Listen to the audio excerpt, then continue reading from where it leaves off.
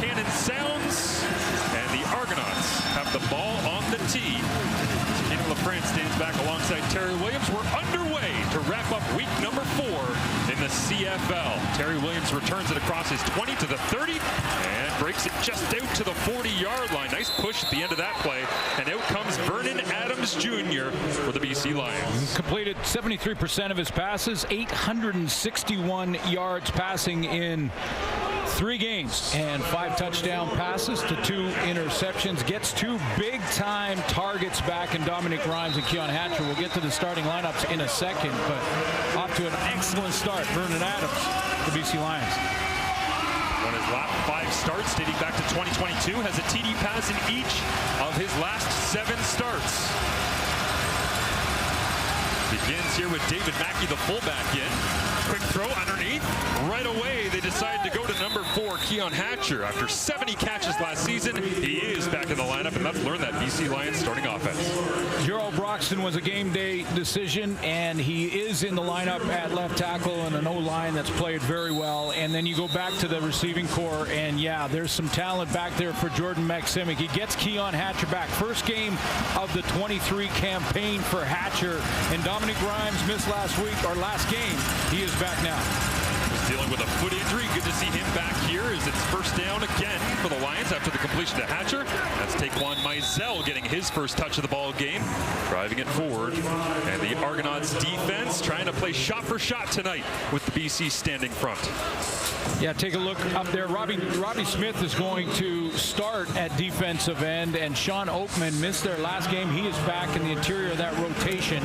Back in the linebacking core, no Jordan Williams. He's out tonight. Jonathan Jones will take over at middle linebacker, and Royce Mechie coming off that pick 6 against Edmonton. Mechie rotates late here as Adams Jr. faces some pressure for the first time. Throws it off his back foot, up for grabs, and it is incomplete. Intended for Alexander Hollins that time, and it will be 3rd down.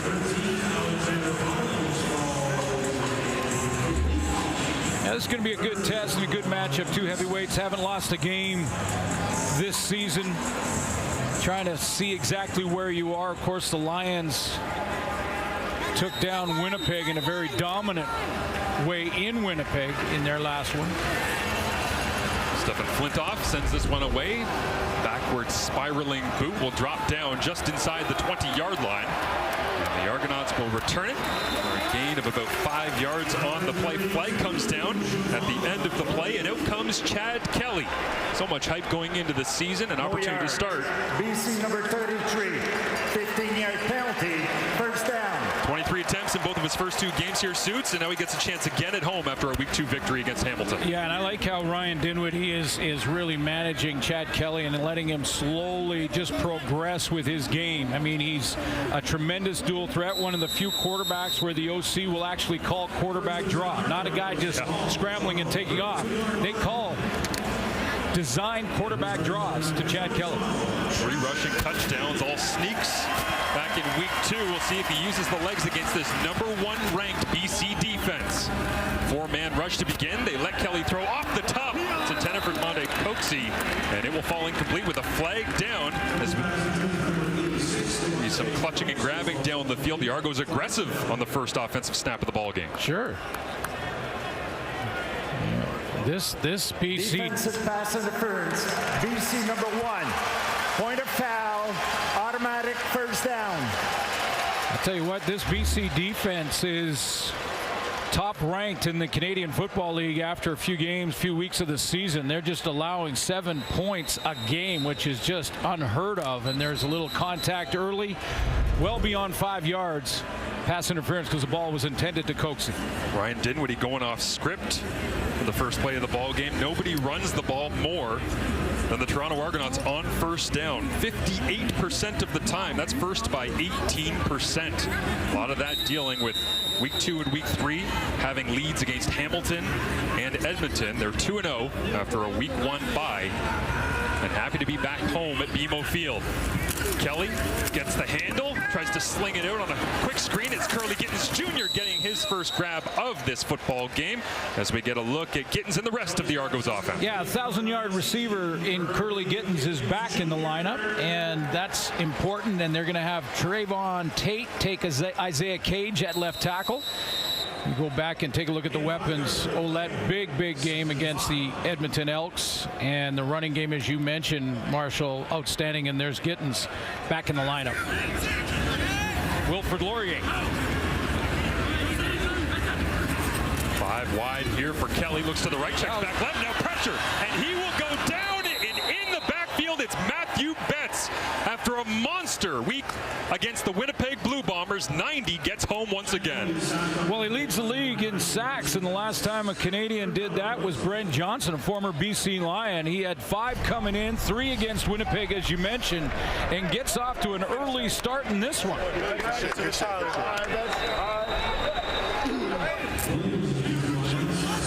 Just flying off the ball to begin this season as the Argonauts will send it away with Haggerty dropping it down to Terry Williams. Back across his 30, next little stutter step in the hole, and he's finally brought down. That's Robbie Smith. The Toronto Argonauts defensive end and Grey Cup hero making the play. Speaking of defensive ends, Matthew Betts. Happy Canada Day long weekend. Rhymes is back. He led the BC Lions last year. 2 big weapons back in the lineup. Lions begin this drive with an inside run. Plenty of blue right there in the front. Winton McManus alongside Sean Oakman to bring down Taquan Mizell. As Dominique Rhymes, you mentioned Rhymes is back, Hatcher's back, Curly Gittens Jr.'s back after missing. We got all the receivers back here tonight. Playmakers out there. Okay, now it's up to the quarterbacks. Get the ball out. Yes. Plenty of options available as you see Rhymes breaking the huddle. All-star last season with 85 catches and 1,400 yards. He's got the deepest depth of target on this BC team. We'll see if they go his way on 2nd and 10. Pass rush on. BA slides to his right, throws it down the field, and it is complete. Alexander Hollins moves the chains for BC as there's a flag down in the backfield as well. And the way they're walking this off, this looks like it's going to be roughing the passer. Yep. Lots of time for Vernon Adams. Stand back there. Roughing the passer. Toronto number 2. 15-yard penalty. Automatic first down. Sean Oakman's turn to play in the rotation and defensive tackles with Dwayne Hendricks and Jared Brinkman. He gets the penalty. But lots of time for Adams to go through his progressions, step up, and too late. Even if it was nonchalant, way too late. Didn't need to do it. Andre Prue, the lead official tonight, with the call. 4 receivers to the left of Vernon Adams Jr. There he goes, finds Hatcher, makes a man miss in the open field, and the Argos ripping at the football, but Hatcher driving the legs. Finally, it's Tavares McFadden that brings him down, but Hatcher gets a flex, and he looks fresh. This is Hatcher playing the game from the shoulders up and recognizing the zone defense. Sit down, right in that hole. Just break off whatever route you had called. If he saw man, it was a different route. Saw zone, sat in the hole. VA with a quick look to Alexander Hollins at his left. This time he goes play action, rolls to his right, shot into the back of the end zone. It is Rhymes! Touchdown, BC! Rhymes got the foot down, and Dominique Danson once again in week 4.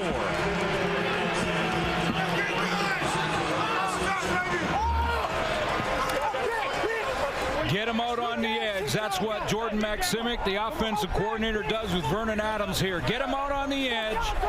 He can either run it or throw it, and how about that, dropping it over the defender to Dominic Rhymes. What a beautiful ball from Vernon Adams Jr.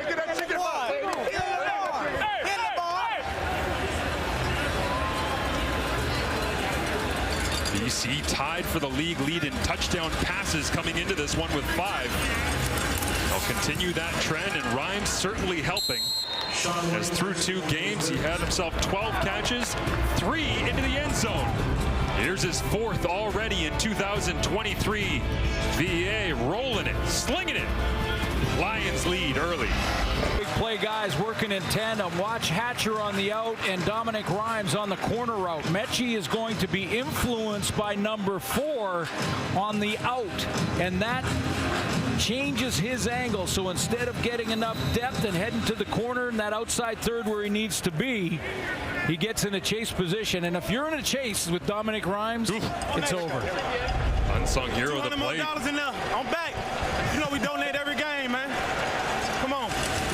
Making money for charity with big-time scores here in the CFL. Dominic Rhymes making plays once again. Great to see him healthy as this kick return across the 30 before being tripped up. And down the field to make the play that time is the BC coverage unit. Out comes Chad Kelly. Still getting his feet wet here to begin this week. Be a lot of firsts for Chad Kelly, and yes. I thought the most impressive first for him against Edmonton was after a mistake and an interception for a touchdown, bounced right back with a field goal drive and then a touchdown drive. A.J. Ouellette had himself a big week against Edmonton. Lines up behind Kelly here. They'll go downhill. Ouellette right into the hole, driving the legs. Picks up a gain of about 5 on the play as we get a look at the BC Lions defense, the best defense in the Canadian Football League for 3 weeks. Yeah, and the #1 sacker in the league is Matthew Betts off the edge with 6 now. 1 tonight already. He beat you to the intro. 5 coming in. I thought Bolacombo's been playing very well over the last couple of games, and he's leading their team right now in defensive plays overall, 2nd in the league. And Gary Peters leads the league in knockdowns from the secondary. Kelly against a 5-man rush, gets the ball out. Flag is up. It's complete for a first down for now. But that flag in the backfield might take away the catch by Curly Gittens Jr.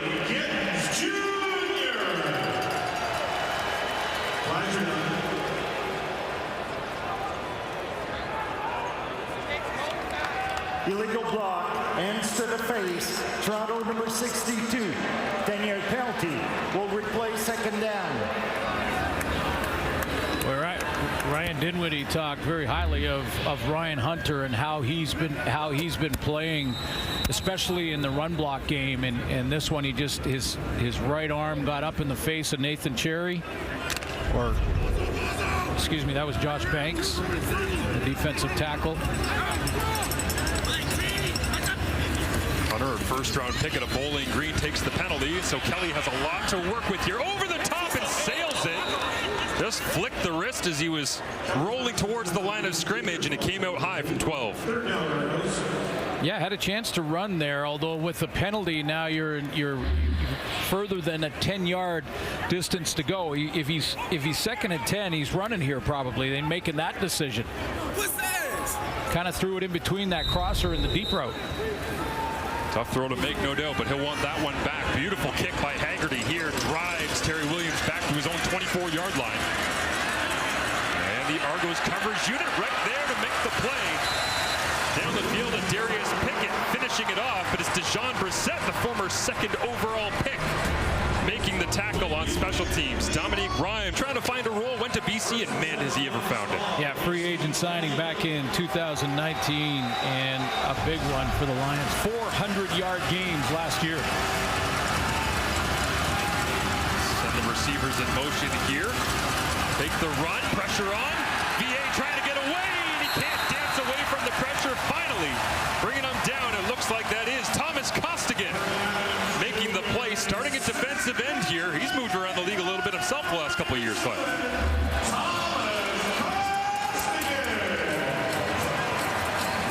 working against the tight end set with Javon Catoy, who hesitates because he thought a linebacker was going to come. Linebacker dropped out of there. Catoy was a little late in helping with that inside leverage, and Costigan gets home. BC Lions offense, they've done a lot of things well. 2nd and long, not one of their strengths so far this year. 6th best at converting in these situations. Where will BA go? Looks over the middle. Pressure on, makes a man miss, gets a big hit, and sinks it into the grass as Winton McManus, he doesn't have an interception, a sack, any of those big special plays he had last year yet, but man, is he ever making an impact, and another one there. Yeah, sometimes, as you know, Marshall, those stats can be a little misleading because this guy makes plays. I mean, he makes it happen, whether he's eating up blocks in the offensive line so that his teammates can get there. He's slow playing this one, almost spy Vernon Adams, and puts a big hit on him. Looked a little bit like the Bo Levi Mitchell hit here that sent Bo to the injured list. The big shot that Jared Daggy took in Edmonton. Every single week, McManus is doing it. Return for the Argonauts across the 50.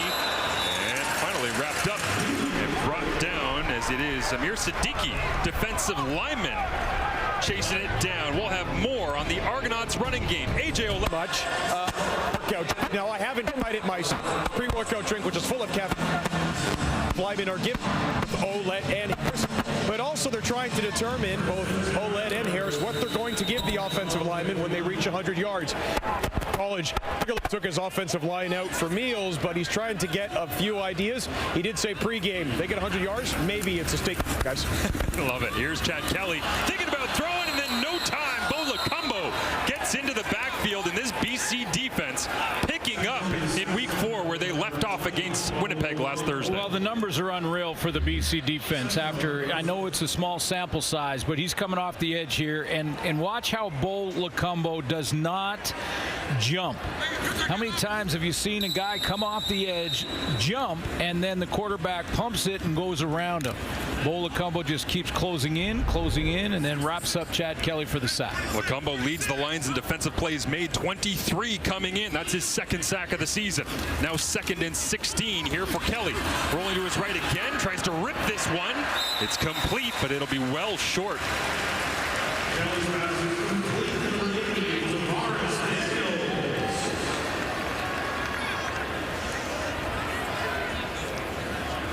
Yeah, A.J. Oled also likes to block. As Matthew said, he's going to take care of his O-line if he can get that 100 yards. He got just over 80 against Edmonton, those 3 touchdowns. This time he's releasing in the pattern, so not responsible for pass protection. But I hope he knows the price tag for taking the O-line out for dinner. I mean, that is not a cheap dinner, I'm telling you right now. Punted away here to Terry Williams. And the Argonauts just staying in their lanes until Daniel Adebaboye can finish it off. 2nd round pick in 2022. Argonauts put a social clip up of him just running through bodies in the game against Edmonton. One of the best coverage men right now in the CFL. Well, both these teams have had some success running the ball this year. Certainly Toronto, it's a big part of theirs, and Adebaboye has just been a monster on these teams. I've seen clips, I'm sure you have too, on Twitter and other social media sites where people are just ISOing him on these cover teams, running over people. That one, it was just patience in finding the football, but they all count. Another special teams tackle for Adebaboye. Pressure on here from the Argonauts. Adams Jr. gets it away. Underneath, it is complete. Diving forward for the extra yardage there is Justin McInnes as he makes his presence felt in this football game, his 11th catch of the season. He's made some big ones. They're in Calgary. Big catch to sort of end that game, wrap it up. They didn't get that first down. Calgary had a chance to come back. Big catch by him there and puts him in a real manageable situation. You can almost do anything you want here. 3rd and short, nearly unstoppable. Dominic Davis out of Eastern Carolina. 4 of 4 on the year. And 3rd and short. This one's 2nd and short. And 8 will plunge over the top with the help of his friends up front, including Michael Couture, of course, the big free agent signing out of Winnipeg at center. You're in your own end, and you're calling a play just to get the first down, get the new set, and keep the drive rolling, keep your quarterback in a rhythm. So that's all sound decision making by head coach Rick Campbell. I would love at times to see in the 2nd and inches scenario, quarterbacks just fake it and take a shot, because you know you're going to get it on 3rd down. Taking no risks here is Vernon Adams Jr. back out onto the field. 7 touchdown drives and 38 possessions. Has another one early in this ball game. Has BC with the lead. He'll wait now, flip it out to the sideline. Hatcher cuts back and steps out of bounds in front of the BC sideline. Darius Pickett there to help him, but Vernon Adams Jr. is dialed in right now. Comfortable. Yeah, it really is. is, and that, you know, it forces Toronto to start thinking about blitzes. You get those kind of weapons out there, and if you're going to, after coming out into the flat here, and if you're going to play zone against him, and Vernon has time, he'll find the open guy. The field's too big to cover all the zones. Go back to the running game this time. Taquan Mizell close to a first down on first down using the ground game. Has a nice little burst that time from Mizell. Yeah, I was going to say, both these teams have had success running the ball. Mizell with over 200 yards in a few games this year and 40 carries coming into this one tonight. But been basically half the offense for the Argos, and that was the first real sort of run for the Lions. I haven't seen Ouellette involved for the Argos either just yet.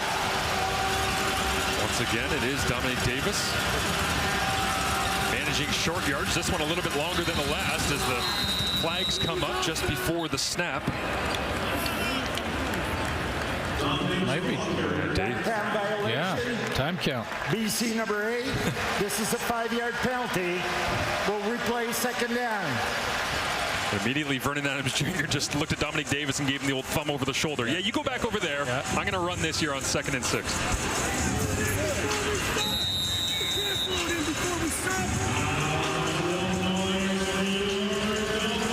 Some of the BC sideline sounds like they were unhappy that the clock got blown in before they substituted.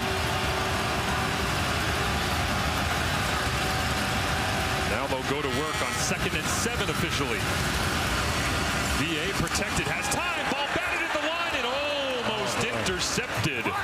Half a step quicker, and McManus would have had his first interception of the season. Almost interception, and if he gets it past the line of scrimmage, he's got a wide open guy.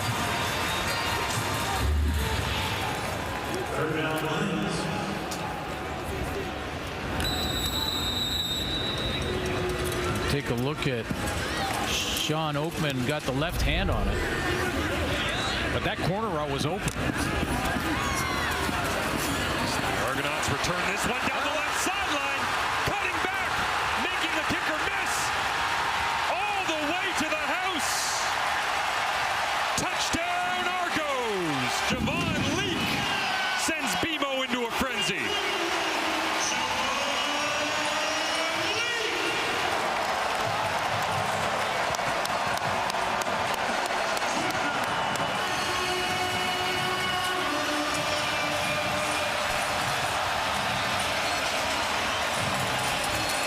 Another big kick return in the Canadian Football League. This time Javon Leak, and I love his breakaway speed. He gets 2 key blocks here, right there. One on this side, that opens the hole. Kick out blocks at the point of attack. Now he's got to make one guy miss right there, gets to the outside, and watch him turn on the jets as he outruns the angles, and nobody catches him.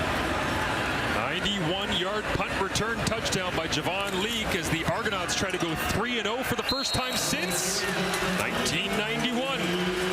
They went on, of course, to win the Grey Cup. Argos fans have visions of that, a repeat after winning the Grey Cup last year. But here's another look from field level. Got to have those blocks at the point of attack. He got those, but his breakaway speed, I mean, I thought there was a chance a couple of Lion tacklers were going to catch him right there, and he just put it in another gear and was gone. How about in this heavyweight matchup? I'll give you a little throwback. He looks back and says, "See ya, wouldn't want to be ya." And how about this? The Argonauts leading the CFL, of course, in rushing yards coming in with 152. As you see, Mickey Donovan, special teams coordinator, celebrating. But they're dressing 4 running backs tonight. We talked about A.J. Ouellette and Andrew Harris, heart and soul of that offense. Daniel Adeboboye is a running back. He made a special teams tackle. Right. Javon Leak is the 4th running back dressed here tonight. For the American viewers, that doesn't happen a lot where you're dressing 4 running backs. They've all contributed already, and Leak the biggest amongst them to tie this one up at 7 late in the first.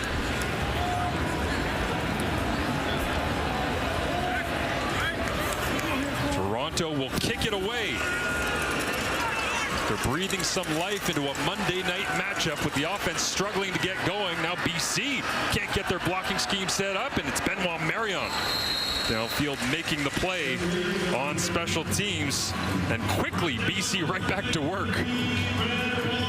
Well, these two teams, the way they've started the season, this is basically what we expected. There's lots of ways to score in Canadian football. As you know, we've seen pick sixes, we've seen a whole bunch of returns for touchdowns already. So all three units equally as important, and that special teams unit and the return game for the Argos just tied it up for them. Juan Mizell alongside Vernon Adams Jr. Takes the handoff to Mizell, and then looking into the hole, trying to get a little curl route. Deshaun Amos said, no thank you.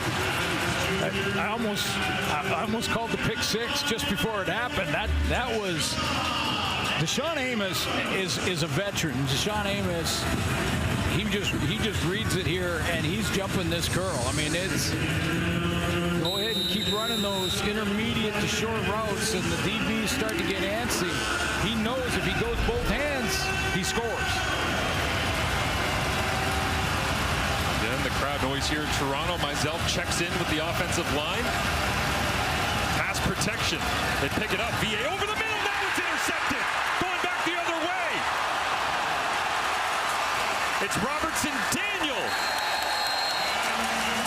After a punt return touchdown, all momentum for the double blue here at the end of the first.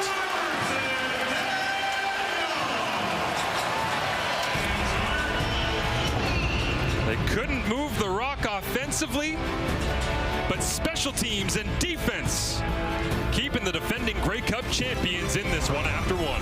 Battle of undefeated teams here in week number 4. You better have some special plays, and 0 net yards for the Toronto Argonauts. Just 5 rushing yards, averaging 152 coming in suits, but just a couple of big plays, championship type plays, you might say, for this team. Yeah, so many ways to score in the Canadian Football League, and we've seen this score in the returns, and now we've seen an interception, and you know what started out pretty good for Vernon Adams. Now they've made adjustments, but you take a look at this interception, and you see how Vernon Adams gets fooled. I mean, this is Mechie in the middle of your screen. He's the safety. Watch, he switches with Daniel, and he comes back and plays the safety spot. So right now, Vernon Adams thinks he's got the middle wide open.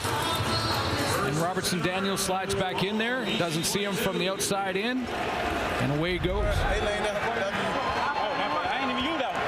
Robertson Daniel gets an interception, his first of the season, as the Argos go to that running game with just 5 yards to show for their work in the first quarter. Manny Rugamba in the backfield making the tackle. Yeah, sudden change. So offensively now, you want to score the major and take that momentum after the pick. Get in the end zone. You just kind of roll with it, and it can snowball really quickly. And defensively, a field goal attempt here is a win for the defense. Ryan Dinwiddie said he's going to let Chad Kelly be himself a little bit more this week. Oh, there's the hard count. Trying to get that BC front that's gotten so much pressure on opposing quarterbacks this season, especially the last couple of weeks, to jump. And yeah, interesting. And a couple of the guys were talking about this, and this is part of video work to see if they're trying to jump the count, and if teams going against the BC Lion defense have gone in first sound. Defensive offside. BC number 56, 5-yard penalty.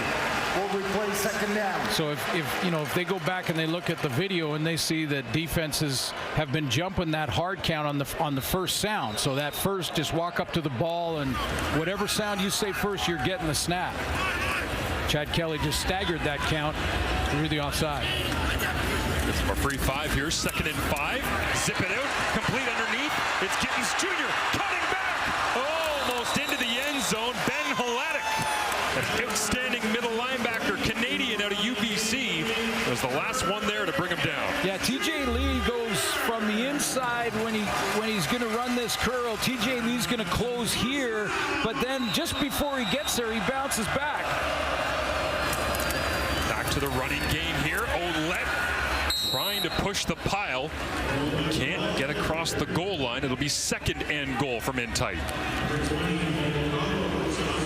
Yeah, he's pretty good down here against Edmonton. This is where he had 3 that he basically walked in on. They'll bring in in the backup quarterback here, Cameron Dukes, in short yardage. 6'1", 205 out of Lindsey Wilson. Where the Argos have been great in their green zone. Dukes under center. Tie ball game, 7-7. Plunges his way forward. There's a flag out as well, and it doesn't look like Dukes got close. I know it's normally called red zone. Some coaches. Offside, BC. The ball will remain on the 1 yard line, but it will be an automatic first down. That one drives you nuts, doesn't it? Because you say there's a stripe there. Sometimes you're in the middle of the field, you don't have that stripe. You put your hand on the stripe. Although this one on the turf where the grass and the turf change, maybe you got fooled by that. But a new set. Argos about 80% in the red zone, or green zone, I like to call it. Give him some fresh life here. As you can see, Ryan Hunter reporting his number as eligible as they switch around the offensive line. Different positions. Cameron Dukes dives forward once again. Touchdown, Argos.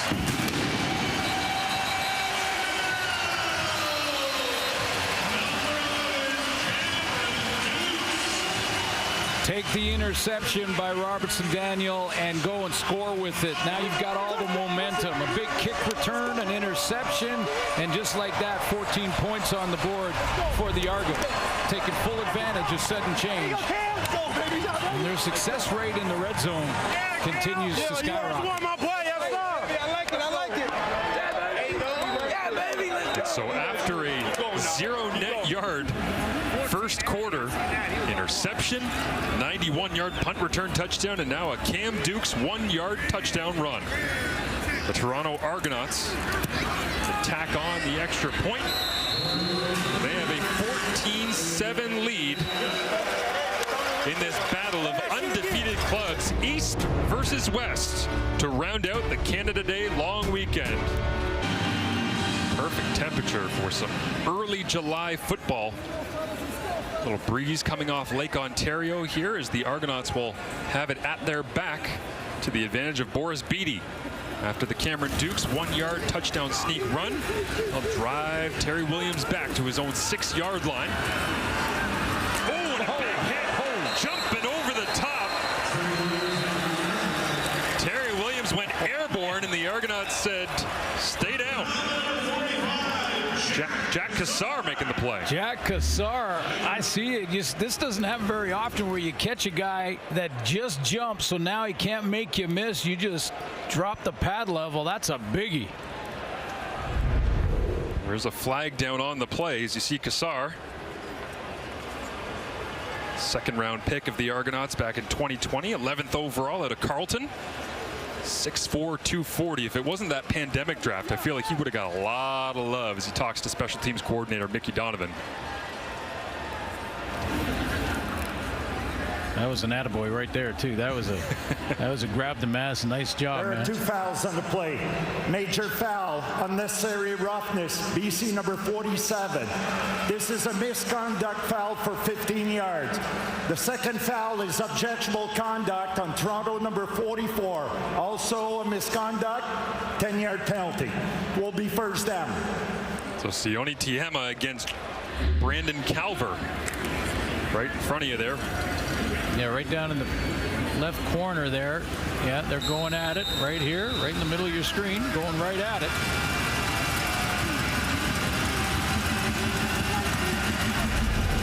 Now they can't get another one or they're out.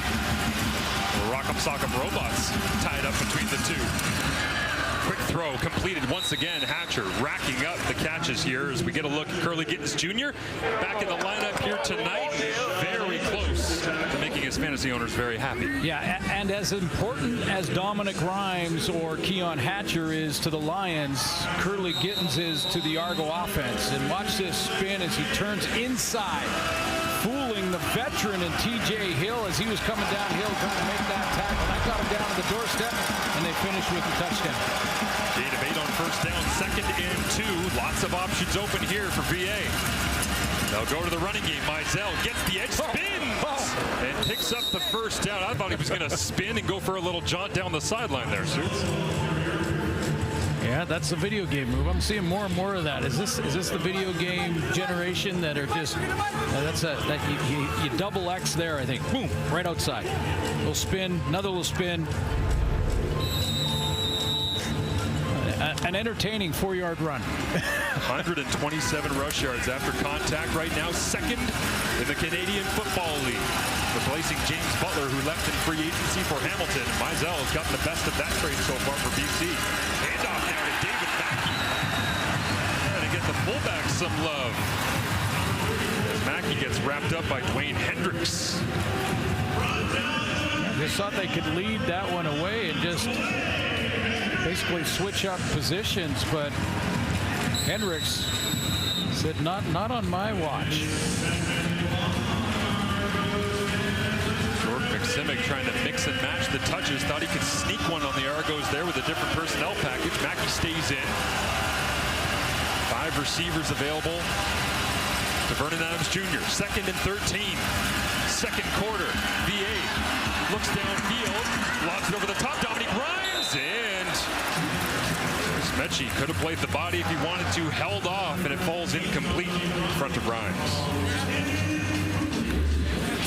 Well, 3-man pressure, so Vernon Adams is going to be patient, and he can be because he's got 3-man pressure and he's got a fullback in there, so it's 3-on-6, and he has time. He negotiates the pockets well, but he just tries to throw right across his body, and that's a tough one when you're moving that direction and try and throw back over the middle. Total shank here off the foot of Flintoff. The worm burner on the grass at BMO Field makes its way dribbling down to the 30. A flag down on the turf. Chad Kelly back out with a 7-point lead. In 1997, 1998, you most outstanding rookie. You win the Grey Cup, 1,500 yards receiving, and then you up it to 2,000. As you're being honored in these moments, what do you attribute that early success to? I mean, it was just had a great support group starting back at home in Miami, right? My mom, my family, just ex-coaches, teammates there. And then when I got here in 97, it was the same thing. These guys had just won a Grey Cup in 96. And then when they just saw that what I brought to the team, the guys on that team, 97, 98 team, they were just so unselfish. The coaches was unselfish. Our guys would just do things, and coaches would design plays just for me to succeed. Now, speaking of success, David, we were talking to you last week in Edmonton. That's right. There are very few quarterbacks who can go ahead and say they've won championships with 3 different teams, but Edmonton, BC as well. But that season, 2004, to be a 40-year-old quarterback who breaks his leg and yet leads his team to a championship while setting records, how will that always bind you to the city of Toronto? Well, it binds me because before I came to Toronto, I was in BC, and Toronto felt, and my thought process was, hey, the oldest team in the CFL taking on the oldest quarterback, and I always thought it was a match made in heaven, and they felt I was a missing piece the years they were going to the Eastern Final. And when I came over here, just to support, it was a great football team. I had a good defense, so credit to a lot of those guys. But I think that's the main part. And then be able to be coached under pinball. You know how special pinball is and his speeches and all those things. I was just excited about fulfilling what I've always wanted to do, and every team I wanted to go to is to win a championship. Congratulations to you both again. Thank you, gentlemen. Thank you. All-time Argos and well-deserving, no doubt. Well, you think about Mookie. I mean, you got a guy who had 160 catches and over 2,000 yards in one season. I mean, 160 catches is 9 a game. Quick throw here from Chad Kelly to the outside. Stiff arm trying to get on the outside. Unable to. Quincy Moget, the free safety, comes down and makes the play that time on Cam Phillips. We also just saw a quick little touch there to DeVaris Daniels. They've had some trouble getting him going early here in the season. So mixing and matching the touches, and it isn't enough to get the first down yet. 3rd down. And Damon Allen, as we talked about in Edmonton. Yeah, Damon's doing the tour here in June and July, getting honored everywhere. Well, I mean, the guy could finish. The guy could finish. You put him in a championship game, and he'll carry you. And in the top 5 in rushing. You saw 72,000 yards. He's in the top 5 rushing. Argonauts. Time count violation. Toronto number 12, 5-yard penalty. It remains third down. Interesting spot there, Suits, because it looks like you're right on the edge of Boris Bede's field goal position. You line up like you're going to go for it. You take the time count penalty. It moves you back, and out comes the punting unit with the wind just gently at your back off the lake here. That could have been a long attempt for Bede. That could have been 3 more points on the board. It looked like they wanted to try and go out and see if they could draw BC offside, and just couldn't get it lined up in time. Was it worth not having the field goal attempt? That one, throw in the memory bank if this battle of undefeateds remains close late into the 4th quarter. As Terry Williams receives this bouncing punt down to the 10-yard line. And down the left sideline he goes. Almost one man missed away from Terry Williams running down that same sideline that Javon. As we get a look at AJ Ouellette on the sidelines getting worked on, and you and I were discussing during the break, Suits, groin, hip. Yeah, it looks like they're trying to stretch it out. You may see Andrew Harris. BC's offense on the field. They pump, now go down the sideline, wide open. Justin McInnes, blocker in front is Dominique Grimes. McInnes going for a run. Yards after the catch, and BC comes out of the timeout with a big shot play down the sideline on the pump and go. Exactly. It freezes the secondary when you pump the ball like this, especially when you've had an interception already tonight. You have an interception tonight, little hit screen fake right out there, that swing back, and then down the sideline. And how about the blocking downfield by Dominic Grimes? Riding with Royce Metchie there for another 10. George McSimic dialing it up, coming out of break. Had lots of time to think about it. See where he goes here on 1st and 10. VA steps forward, looks into the back of the end zone, open! A double dose of Dominique. Touchdown Lions.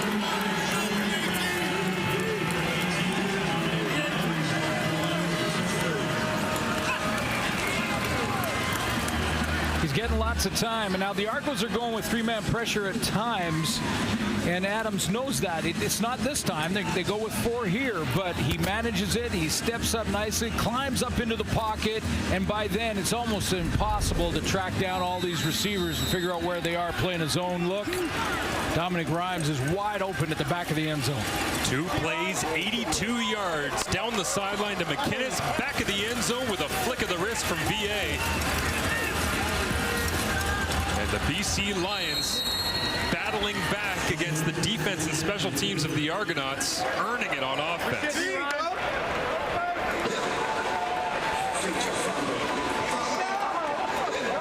Show you what, the Argos are playing a cover 3 concept, and he's going to go right to the back of the end zone here. Here are the 3 defenders, and just that the climbing of the pocket by Vernon Adams freezes them for a split second. If you hold it right there, guys, you see they hesitate. As soon as you hesitate, one receiver gets in behind you, and they're not sure if Vernon's going to run. Now, when you're that far back, play the pass first. But with Dominic Grimes, he's going to find that hole. He sees it in behind the coverage. And I just got to keep a foot in bounds. I think the only person who loves these big Canadian end zones more than us is Dominique Grimes right now. Yeah, safeties hate them.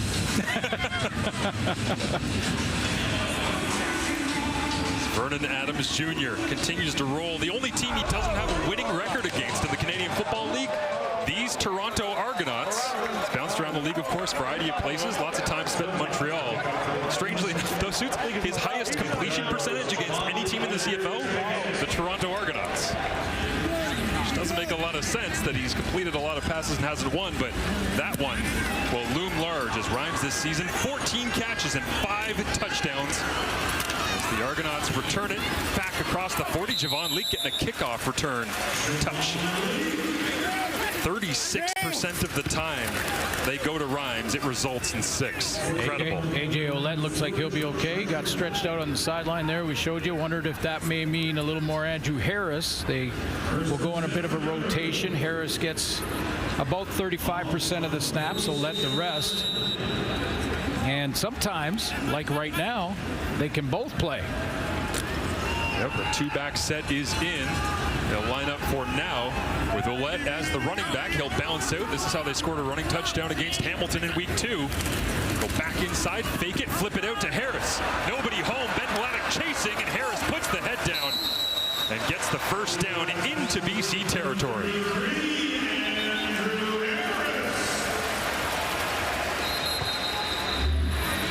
So versatile throughout his career. 33 just pushes a flat here. He's a dangerous receiver when he gets out in the open field. He can run a deep route too against the defensive backs. Seen that many times in his great career. As an injured Argonaut offensive lineman is down, so a second for Chad Kelly and AJ Ouellette to talk things over. Well behind the play. Nice design that time by Ryan Dinwiddie in the offense. Mixing and matching the thread of 33 and 34 together on the field at the same time. Andrew Harris would love to get some touches and get past his idol on the all-time list, Charles Roberts. He grew up in Winnipeg and grew up watching Charles Roberts for the Winnipeg Blue Bombers and the great running backs of all time in the Canadian Football League. And 78 yards coming in, he'll pass his idol. Over 10,000, and this is what I mean about Damon Allen. Oh yeah, 70. There's a quarterback up 72,000 passing yards. He's third all-time running the football at almost 12,000 yards. I mean, and I don't have to tell you or anybody who's a diehard CFL fan, but if you think it's just the numbers, go watch the highlights. Yeah. There's a reason you get to that number to make people miss. And Andrew Harris continues to push forward in Canadian history with a future in coaching lined up back on the West Coast. Just came from Vancouver Island, the CJFL, and he's a great mentor to a lot of people in a lot of places across the country. And he did win 3 straight cups.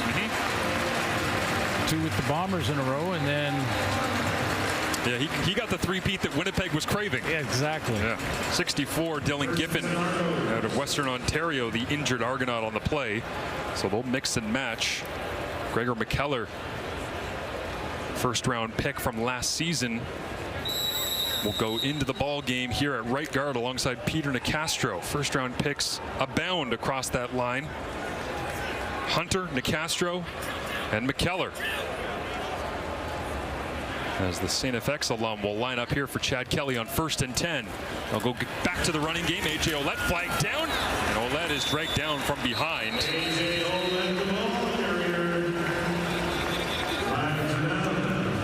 Yeah, I think that this time it was holding Toronto number 67.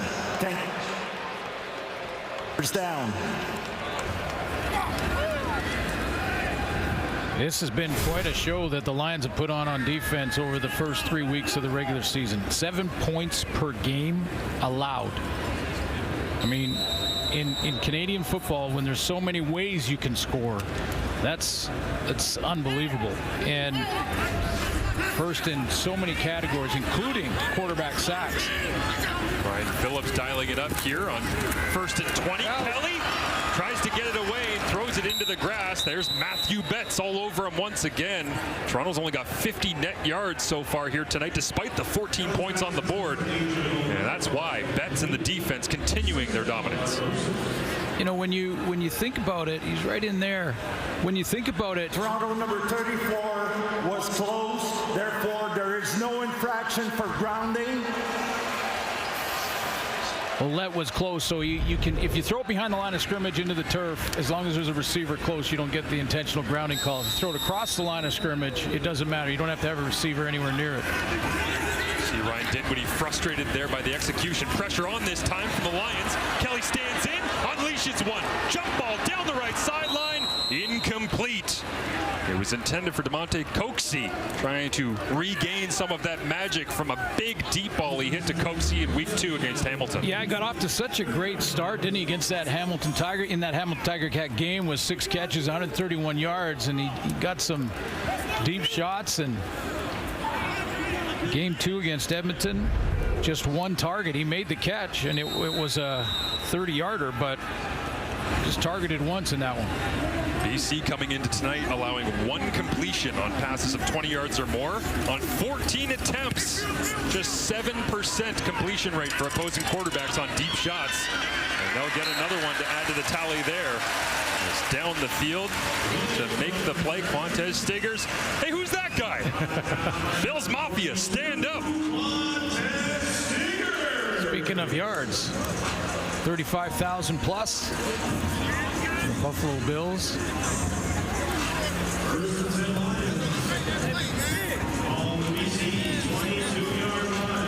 Hall of Famer. No doubt. 4 straight Super Bowl appearances. I gotta say, as a lifelong Bills Mafia member. And Four Falls of Buffalo. Great documentary. Very painful to watch. And folks, you can like both. You really can. You know. Lots of guys have gotten opportunities in Buffalo, come back to the CFL, bounced around. Vernon Adams Jr. looks over the middle, and it is intercepted. Batted, and Jonathan Jones has got the pick. Hatcher brings him down, but again, it's the defense for the Argonauts giving their a short field.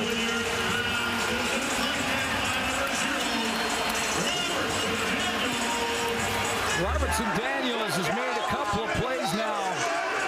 Up in the left corner of your screen, Daniel, it drops back, opens up his hips, and he gets his hands on it. Tips it right to his teammate, Jonathan Jones, playing tonight for Jordan Williams.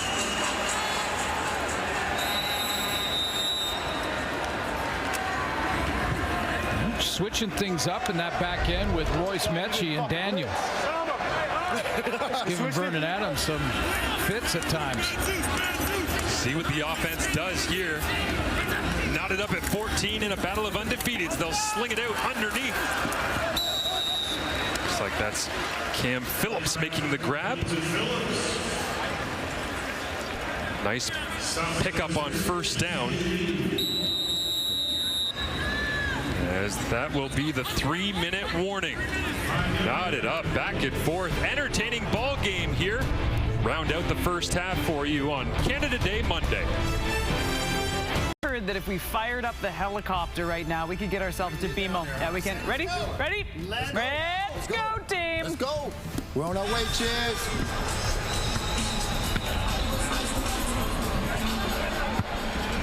Wait, who got the panel a helicopter? I missed something? 2nd and 5. Chad Kelly in the offense. Inside the 3-minute warning with an opportunity here to take the lead. Kelly rolls to his right. Looks into the back of the end zone. Nobody there. Throws across his body. Into the end zone. Touchdown Argos. Tavares Daniels. His first of the season. Uncle Jim likes it. There's a lot to like here. Chad is going to negotiate the pocket nicely. Now he knows he has 3-man pressure. Gets outside. Look at him direct traffic. Throws against the flow. Athletic throw to make that one. It's very tough to make. He made it look easy. Touchdown Daniels. Talk about Uncle Jim watching on. A little bit reminiscent. We mentioned the Argos trying to go 3-0 for the first time since '91. Well, quarterbacks from 97, 98. Argonauts quarterbacks that can move around, sling it on the fly. And number 12 in double blue starting to add that to his repertoire here just a couple games into his CFL career. Yeah, that's what I meant. I mean, you were a Bills fan. I saw a whole bunch of games down in Tennessee when my kid was down there. You can honestly, you can love both leagues. Great tailgate going on here at BMO this afternoon. I came up real early, and there was great tailgating going on outside in the parking lot. And you're allowed to cheer and enjoy football in general, both sides of the border. Uncle Jim loves that. He's going, okay, all right. Where's my phone? I got to tweet this. Nephew just threw a touchdown. Looking for it right away. Great to see him here in Toronto in the action. And as important as the touchdown is this. That right after the touchdown, okay, good, nice play. Next, what's the next series? Where are we going off of that look that we just showed him? Just continually trying to improve. Kelly played week 21 last year against Montreal. He made some throws like that, and everybody said, nah, it's week 21. It's garbage time. Nobody. That's who he is. Yeah. This one is rocked by Boris Beatty into the end zone. Terry Williams will roll all the way back and kneels it down.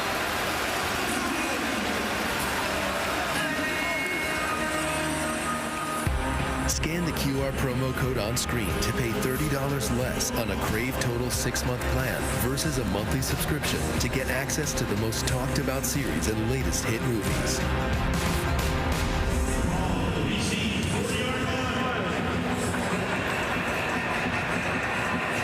Jim Kelly watching on.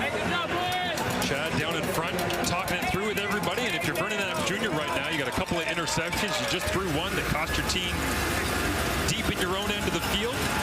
Time to see if he can rebound with 2.5 remaining in the first half before Kate and the panel break it all down for you. Flag comes up. It'll be offside against the Lions. Pass completed short underneath. That's Justin McInnes getting the grab before Deshaun Amos wraps him up. Yeah, in 3 games, Vernon Adams has thrown 2 interceptions coming into this one tonight. So this is uncharted territory for this offense. BC, that penalty is declined. Second down. We've talked about the BC defense and just how dominant they were in the first 3 weeks of the season, their first 3 games. But you take a look at this Argo defense, and especially their back end, too, with Royce Mechie at safety. He had that pick 6 last week. Robertson, Daniel, and him switching in and out and made some plays here in this first half. Rick Campbell, head coach of the BC Lions, talking things over with the officials as you see Corey Mace doing a great job with that Argonauts defense.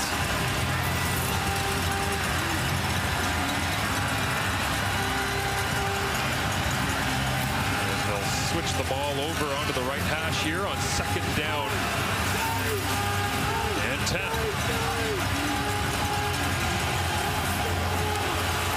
Crowd into it, invigorated by the crossbody touchdown throw of Chad Kelly to Tavares Daniels. Argos send 5.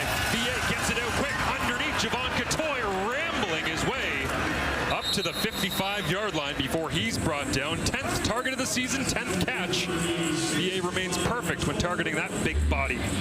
Coming out of the backfield, and you're right, there's pressure, so that's the hot route. You got to find that hot route real quick out of the hands of Vernon Adams right away. Couple extra yards from 86. BC goes to the line quickly. Pressure look again from Toronto. They'll send it. VA rolls the pocket to the right, looks down the field. They'll throw the corner route. It's Alexander Hollins, defended perfectly by Deshaun Amos. Ryan Phillips, the former DB over there, the defensive coordinator, talking to Amos, saying, okay, I saw you over there.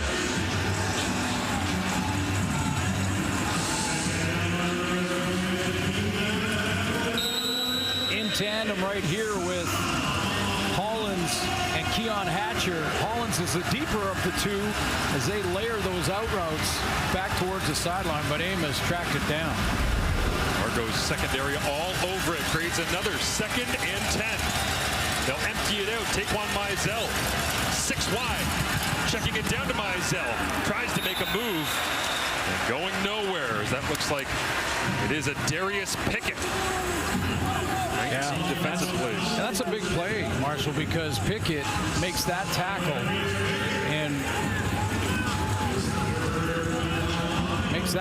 and now it's too far for field goal attempt for Rick Campbell. Long on the year so far for Sean White. It's been 51. So they're going to go for it. Yeah, this one would have been from a little bit further than that. So 5-6 yards worth is Falarno Rimolade. See number 7 there calling timeout and looking at the sideline confused. Well, timeout was called by Toronto with 1:38 left on the game clock. Please make sure the clock reads 1:38. Because here's what looked like happened. I mean, the BC Lions go out with partially out on the field with their punt team, and then the punt team guys come back, and the rest of the offense kind of stays out there very subtly. The Argos are going, okay, they're going to punt it. Well, okay, no, they're not going to punt it. Remalade saw that it was the wrong personnel out there. Didn't want to give up a good play, so heads up by the veteran to call a timeout. Get a look at Mike the old, trickle out your punt team and pretend they're going to do that. wily old Benny. Oh yeah, Out there, got all the tricks. Now comes up, Vernon Adams Jr. gets it away. This one's up for grabs, and it is his third interception of the game. Tavares McFadden, the former NCAA Defensive Back of the Year, makes the play, ripping it away out of Florida State. and I think Vernon Adams was just talking to himself, basically saying, trust your eyes. And when you look up and you see that 3-deep zone, that umbrella deep, you see McFadden here, he's going to bail. He's bailing because he's got the deep outside third. He's not worried about Hatcher on the outside. He sees that inside route coming towards him. That's Dominic Rhymes, and he just sits back there. And Vernon Adams pointed right to his own eyes, saying, trust your eyes. If you see the corner deep, that corner route is not going to work. It's a couple. He'll regroup. Chad Kelly with a significantly longer field and pressure on, gets this one away, throws a strike. Cam Phillips running away from Manny Rugamba. Well, there's lots of time for points here for the Argos too. Remember, the Lions won and took the ball, so the Argos will get the ball to start the second half. You get points going out in the first half, and then coming back in the second, you can get some separation on the scoreboard. Toronto with a 1st and 10 at their own 50. First down call already in. Ryan Dinwiddie posturing about a possible second down call. A.J. Ouellette alongside Kelly. Into the hole. Another perfect shot from Kelly. Cam Phillips, and Kelly is seeing it all of a sudden. Throws that crossbody touchdown. Now he's throwing darts. Well, he has great protection up front. And he can step up and really deliver a strike here, because there was traffic. Ben Hladek, the linebacker underneath, DB right there, and he threaded the needle. 5 wide again. This time they go quick game. Get it out. Early Gittins Jr. Field goal range. Makes the grab on the play. Jalen Edwards-Cooper brings him down, but that last throw, Suits, there's a lot of guys who would have just taken the little short underneath. They were both there. Could have thrown the first or thrown the second. He absolutely peppered that thing in. Challenging the BC defense. See what he does on 2nd and 6. Oh, and this time Kelly misses it. He's looking for Dejon Brissett. And some miscommunication. Yeah, he was thinking lots of time to put the major on the board, and God, we fucking had it. I think he had the right coverage too, and that's why the frustration. Under 12, we're good. We got 12. So Boris Beatty does come out. This is right about where they would have had the field goal attempt earlier in this first half. They didn't take the delay of game on 3rd down. Beatty on the season, 3 of 3 coming into tonight. He's got leg for days, and this one is on point.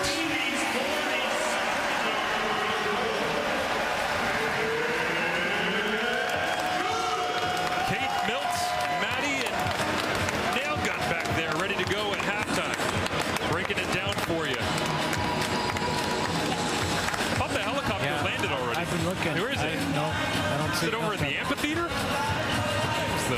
helicopter. Where's the helipad?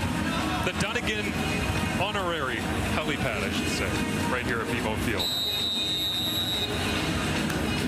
I'll tell you what, the Vernon Adams in this offense are going to be on the tablet at halftime, looking at how that secondary is rotated for the Argos. Pressure on, and down he goes!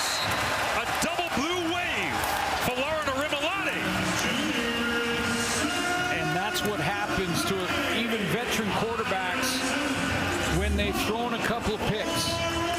Now they start to hesitate a little bit. They self-doubt creeps in. Go ahead and run it, guys, because Remolati's coming to the right of your screen. He comes on an inside stunt and is not blocked, but Adams hangs on to it. Doesn't hit the hot route.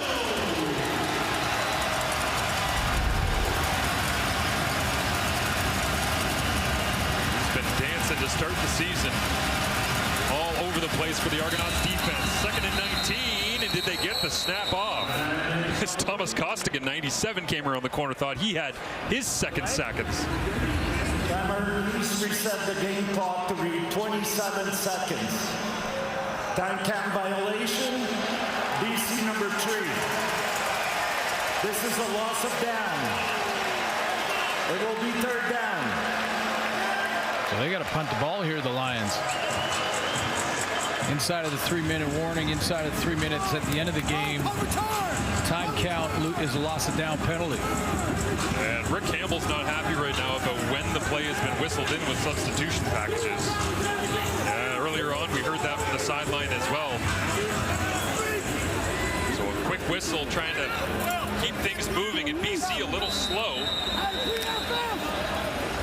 Getting to the line after the play has been whistled in. They'll have to punt it away. They do. Flintoff with a 2-man return back. This one will drop down. David Unger had a touchdown and a blocked punt last week. Goes back for some return action and gets wrapped up. Little gain on the play. Pretty quiet first half from Chad Kelly and the Argonauts offense. Glenn, until about halfway through the second quarter, just came to life all of a sudden. Yeah, adjustments, right? You're on the sideline trying to make adjustments based on what you're seeing. You can game plan all you want, but when you get into that first quarter, you have to see exactly what you're facing. You know, and a different journey than the Edmonton game for this offense. Edmonton, they were big time on the run on first down. A.J. Ouellette had a huge game. Not as much here tonight against a BC line, a very good BC line defense. But 25 points and a half is pretty nice. 1 punt return.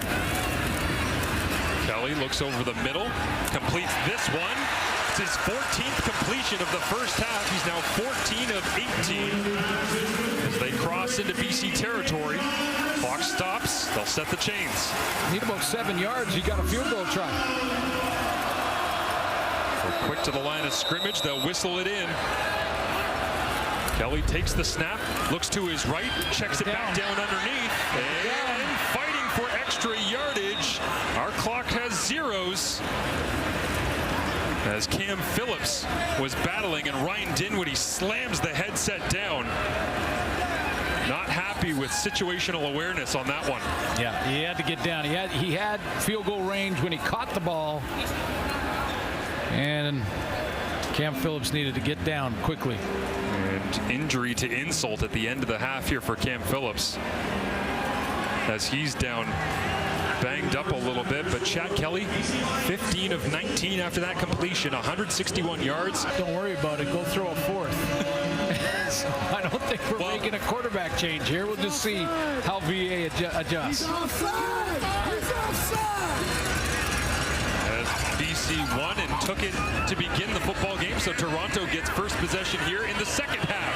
Around the corner, it's Javon Leake at the big punt return touchdown in the first half. Really gave the Argonauts some life. And he brings this one around the corner as Chad Kelly comes back out onto the field to begin the second half. 161 yards after a slow start. Yeah, that was interesting, the comments that Milt Stegall said at halftime on the panel when he talked about sometimes it's the plays you make and it's the plays that you avoid, the bad plays that you avoid. I thought early on this highly ranked BC defense kind of shut down Chad Kelly in the first quarter. Then he went to work, and that defied what all the rules say you should do. They'll begin with a quick screen. Back to David Unger here to begin the second half. So an easy completion, but it doesn't go for much. Well tracked that time by the BC secondary. And again, putting up 25 points against this BC defense. It's not obviously just that, because you ended up having the punt return touchdown. You had the defense contributing short fields, but still pretty impressive for a team that has really not given up anything defensively so far throughout the season. Yeah, that's what sometimes they punted the first few series. Yep. Didn't worry about that. Just figure it out. 2nd and 8. Kelly gets Gets it out hot. Quincy Mauger there to bring down. Dejon Brissett on the play. And it will be 3rd and about a yard here. And see how aggressive they will bring out Cam Dukes, who had the quarterback sneak touchdown in the first half, but it wasn't easy. Lions bring in Nathan Cherry. Beef up the D-line a little bit more. 3rd and a yard. Dukes to the right again. Not a huge push from the Argonauts offensive line. We'll have to see where they spot it. Both teams pleading their case, and lead official Andre Prue looks like he's going to call for a measurement based on the spot. Ben Hladek came over the top. He did a nice job from Ben Hladek to time this right here in the middle of your screen. He's just going to time it up, and as soon as that ball snapped, he just launches himself over the top. That kind of turns Dukes around. And they're going to measure this. This is going to be close. As they'll stretch out the sticks. And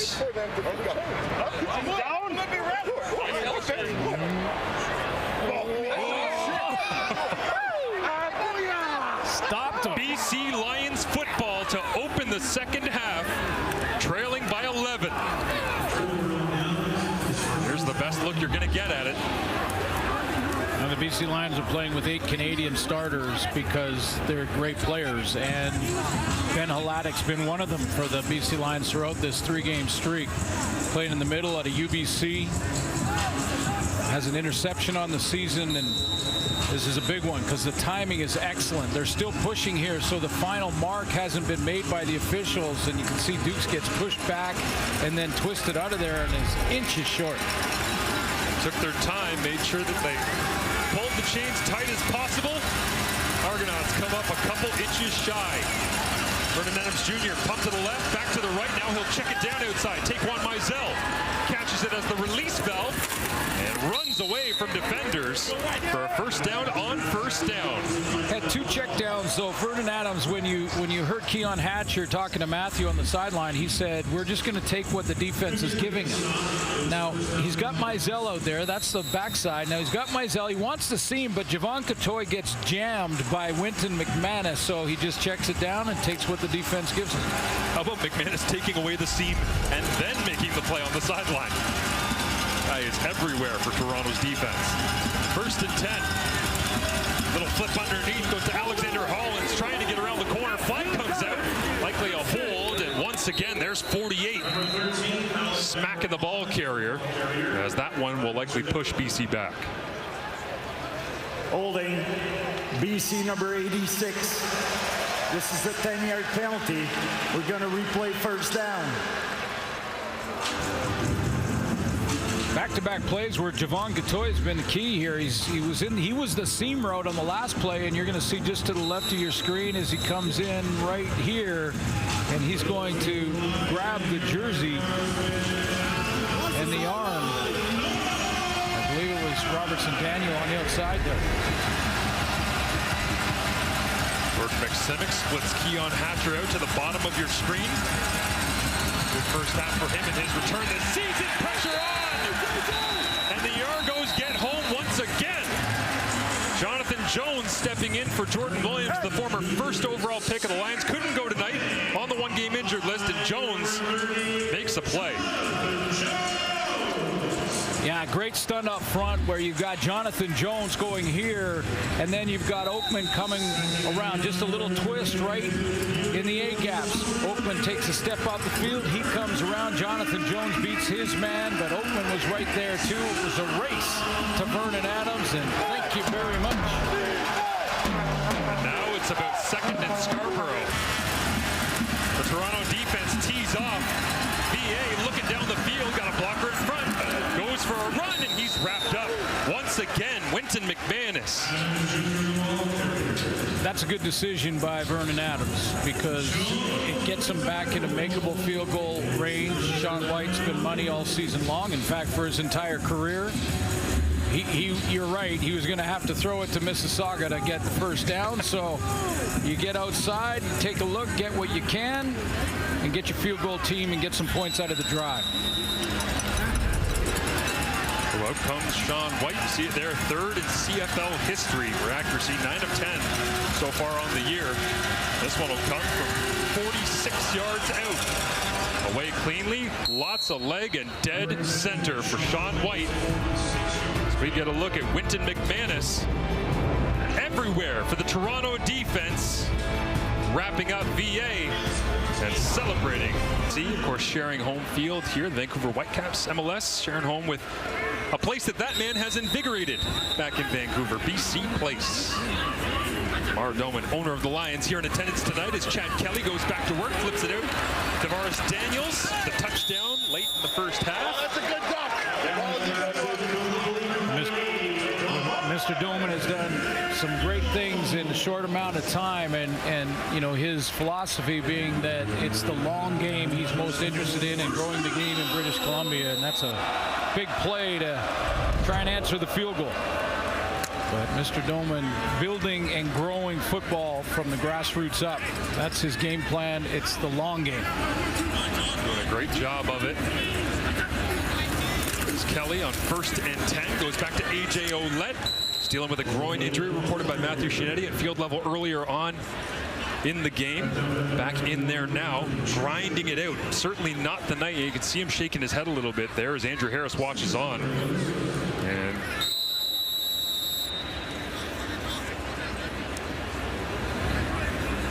certainly not the night the Argonauts have had running the rock to begin this season, as Ouellette's shaking his head, even breaking the huddle. You wonder what's going on with the lower half of 34. Hard count. Sliding into the weekend, or out of it, goes David Menard. See, again, an example where Chad Kelly. Defensive offside, BC number 56, 5-yard penalty, still 2nd down. Chad Kelly basically saying that, you know, they're trying to anticipate the first sound snap count, and they're getting home because of it. And one of the reasons they've accumulated a bunch of sacks on the season. So you stagger that count, you catch them like that. Wonder if Uncle Jim gave him a talk on cadence before the game. Using it well so far. This time Kelly keeps. Looks like he'll run. He will. 2nd down. He takes off, runs. 1st down and more. Inside the 35. As Chad Kelly. There's a little bit of speed and a little grass in the face mask. Yeah, Marshall, I think this was a called play. I mean, it doesn't look like he's really out there with the option to run. He fakes it, or excuse me, the option to throw the ball. He fakes it, and he's just going to get that kind of quarterback sweep to the left. Now, we've seen quarterback draw with Chad Kelly this year. Now we see a little quarterback sweep from the old high school days. This time he turns and quick throws. Curly Gittins Jr. Argos trying to block it up. And again, that BC defense, they're great against the deep ball, and they rally as well as anyone in the Canadian Football League. Yeah, I agree. I think in their first 3 games, that defensive secondary plays those wide screens, hitch screens to the receivers and slots. Probably best in the league. And that's film study as well. Now, the way you can get them, even veterans, is that little fake and then over the top with double seams. Kelly looks downfield on 2nd down, rifles it in, but incomplete. Gary Peters right there in the coverage, and he knows what the ball looks like coming out of the hand of Chad Kelly. For young DBs watching this, Gary Peters uses great technique in the knockdown, because this is the play here. You're not going to see Peters just yet, but he'll come into the picture and from the right side. Now he goes up with his left arm rather than try to swat it down. He reaches in and then goes up through it to tip the ball on the way up rather than on the way down, because often the DB will miss when he swats at it going down. Forrest Beatty 1-of-1 so far from 47. This one 10 yards closer as Haggerty gets the snap down. And Beatty locks it through the uprights. It extends the Argonauts' advantage. Midway through the 3rd quarter in a battle of undefeateds. Toronto up 11. Out of gate. There's definitely a helicopter pad at Mosaic. Vernon Adams Jr. hands it off to begin the drive. Taquan Mizell. Argonauts ripping at the football. Man, Thomas Costigan has been everywhere tonight alongside Wynton McManus. Got a nice rotation going on up front. Robbie Smith started the game. Costigan's played in the rotation. We're seeing Deontay Knight as well. Keep those guys up front fresh. Very important. Costigan made a lot of plays in Edmonton, got traded to Montreal, was basically a special teamer, and then signed here in Toronto, lining up as a starting defensive end in a battle of unbeatens. Pressure look, the Argos bail out of it. VA steps forward, over the top, into double coverage. Alexander Hollins, incomplete.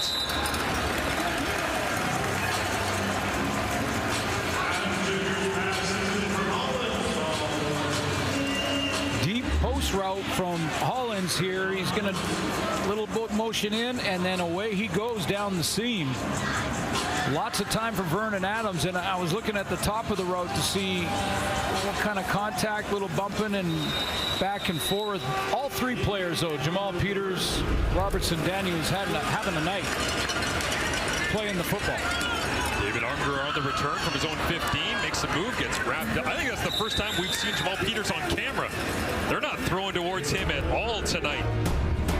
Had a lot of plays last year for the Argonauts on defense. Signed a couple weeks ago.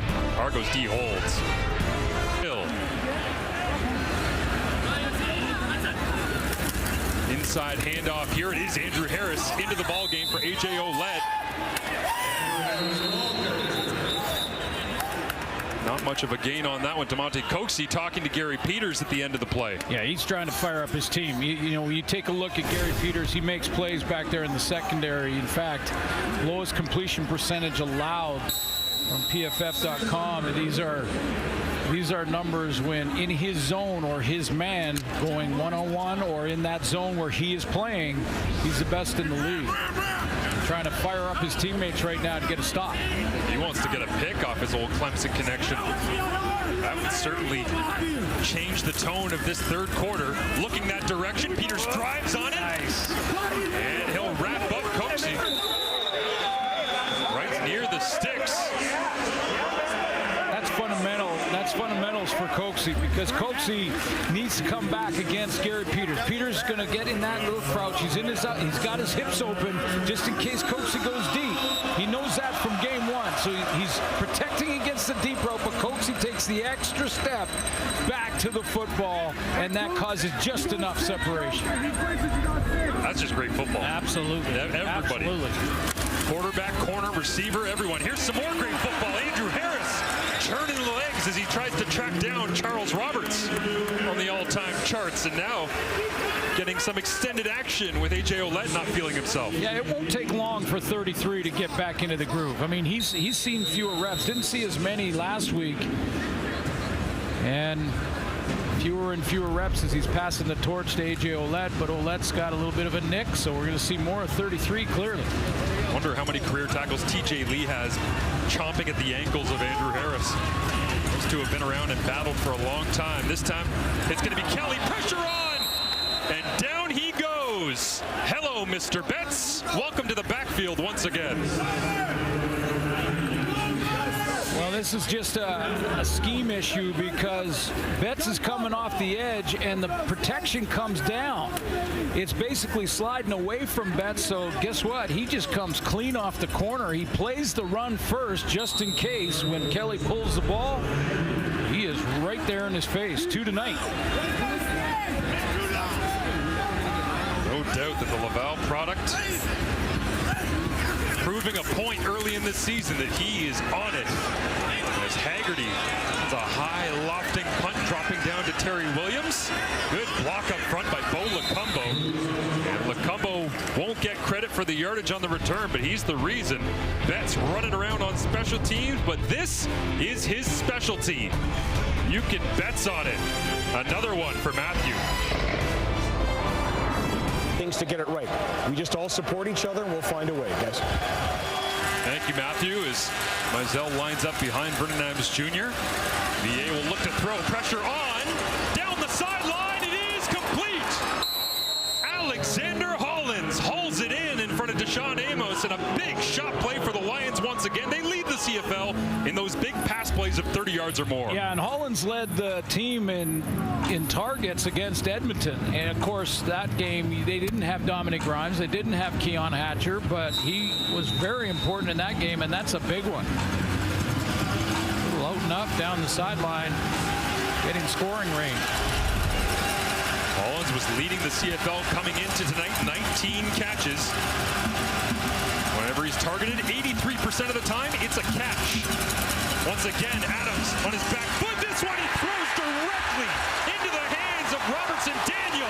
Going for a jog through the middle of the field into BC territory. Makes another man miss. Sidestep down the sideline. Daniel cuts back. And finally, it's Justin McInnes. But the fourth interception. Vernon Adams Jr. And the Argonauts have possession again.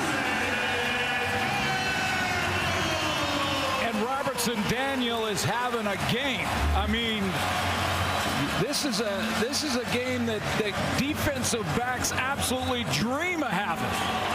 Couple of picks, that the easiest of all of them. Just a head scratcher of a decision for Vernon Adams on his fourth.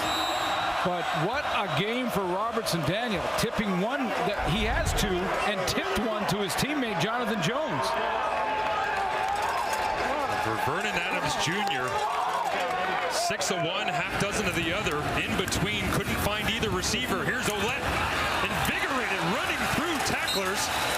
Got 144 rushing yards coming in. 59% of those have been after contact. You saw it there. Let's go back to that interception. Vernon Adams just trying to figure it out now because he's going to roll out here, and this is just a mechanics issue, it looks like. I mean, I'll have to sit down with Matty and talk about this one because he just overthrows his target. I mean, he's got the wide open slant route. It was pressure from the defense.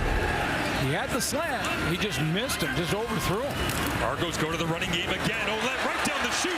Inside the 5, flag comes out at the end of the play from the back judge. And what could that be? A potential hold maybe at the end of the play? Rick Campbell looks on inquisitively. You're right about one thing. The flag was real late. And where it came from as well. You wonder. A.J. Ouellette signaling he thought it was a face mask on the tackle as Mike Benavides and John Bowman look on with Rick Campbell. And VA still trying to catch his emotional breath on the sideline while they sort this out. Toronto driving. Can't stop God. Can't stop God. The block occurred into the box.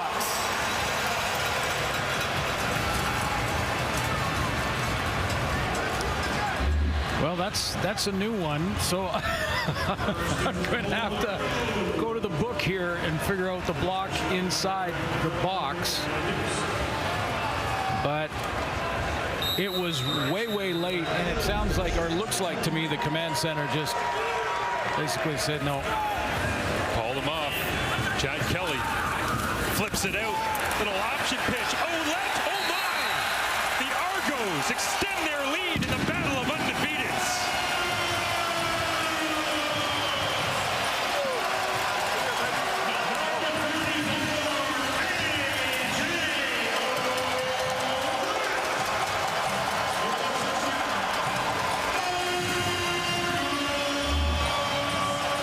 And the Toronto Argonauts are money in the red zone. They get inside the 20. More than not, they're putting a major on the board. They got to be pushing 85%. 4 rushing touchdowns this season, 3 last week. He said it was the first time since he was back in Covington High. He's got another one. He only had 3 all of last season. A.J. Ouellette. You could sense it. The way they were trending late in the year, Glenn, this is what they wanted to be able to do last year.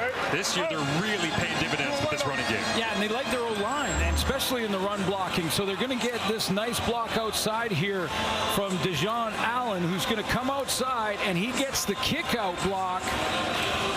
take a look. I believe it was TJ Lee, but watch big 59 here. That seals it now. Ouellette reads that one, and he goes, okay, I just got to cut right behind my big boy right there. Nice kick out from Allen, and Ouellette walks in.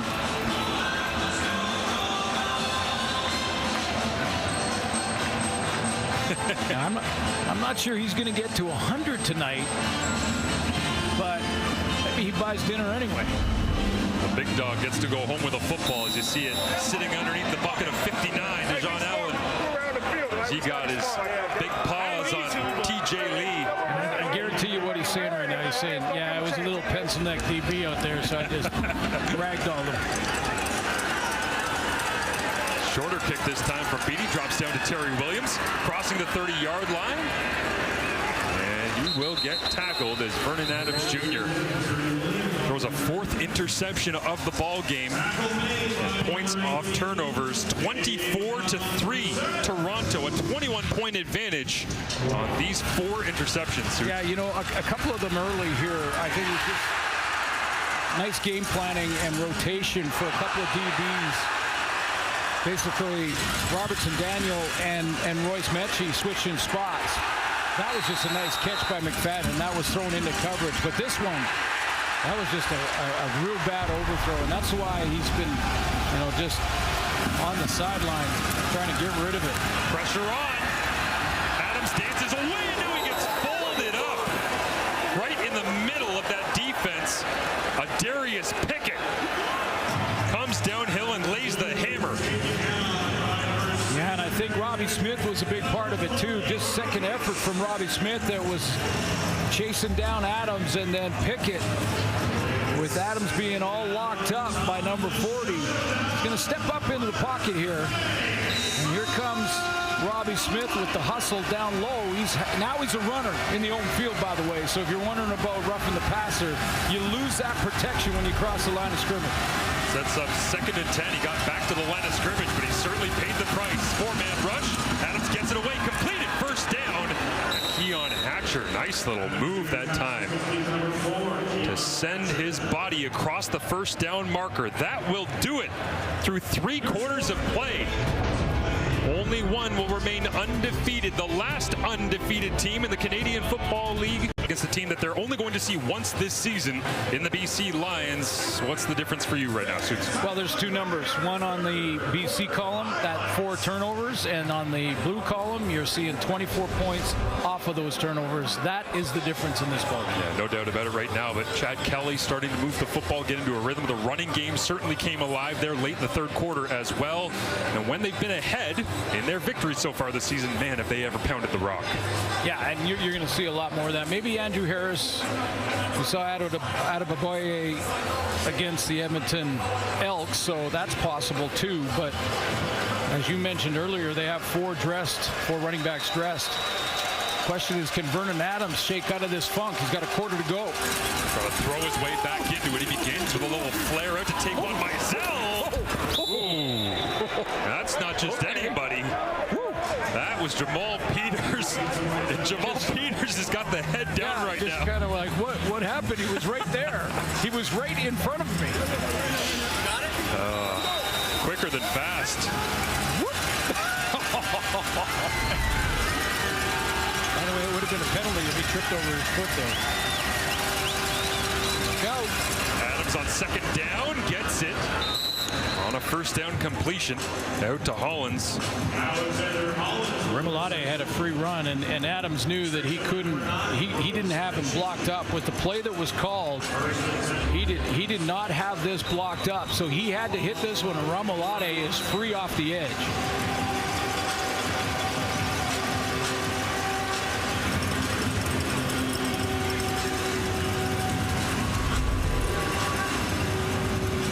Michael Couture standing in at center, getting the call and setting the protection.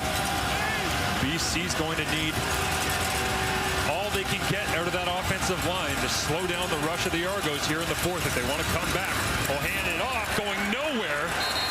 And that was Robbie Smith flying down from his defensive end spot. The quickness out of the second-round pick from 2019 of Poirier. Yeah, and what a great Grey Cup story that Robbie Smith was this year, or this past year. When he blocked the game-winning field goal attempt by the Bombers after a tough penalty, and he just become better every single snap.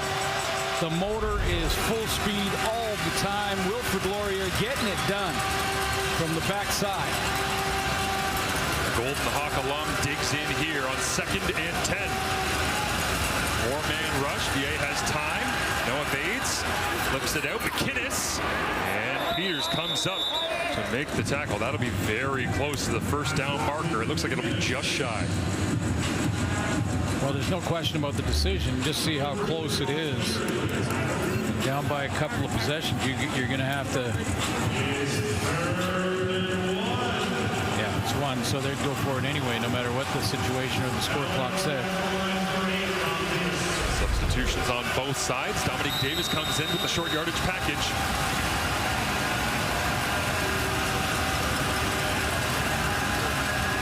And on man across the board. And Dominic Davis got it as they continue to wrestle in the middle of that pile. At the end of the play, Jack Cassar ends up on his backside as there's Robbie Smith. Yeah, I mean, this is a Netflix story, or this is a story that you could put a movie together. He gets this penalty on 3rd down against Zach Collaros. Here's the penalty, face mask, a mistake. It wasn't anything that he could control. And Jared Davis turns to him, his teammate at the time, and says, listen, let it go.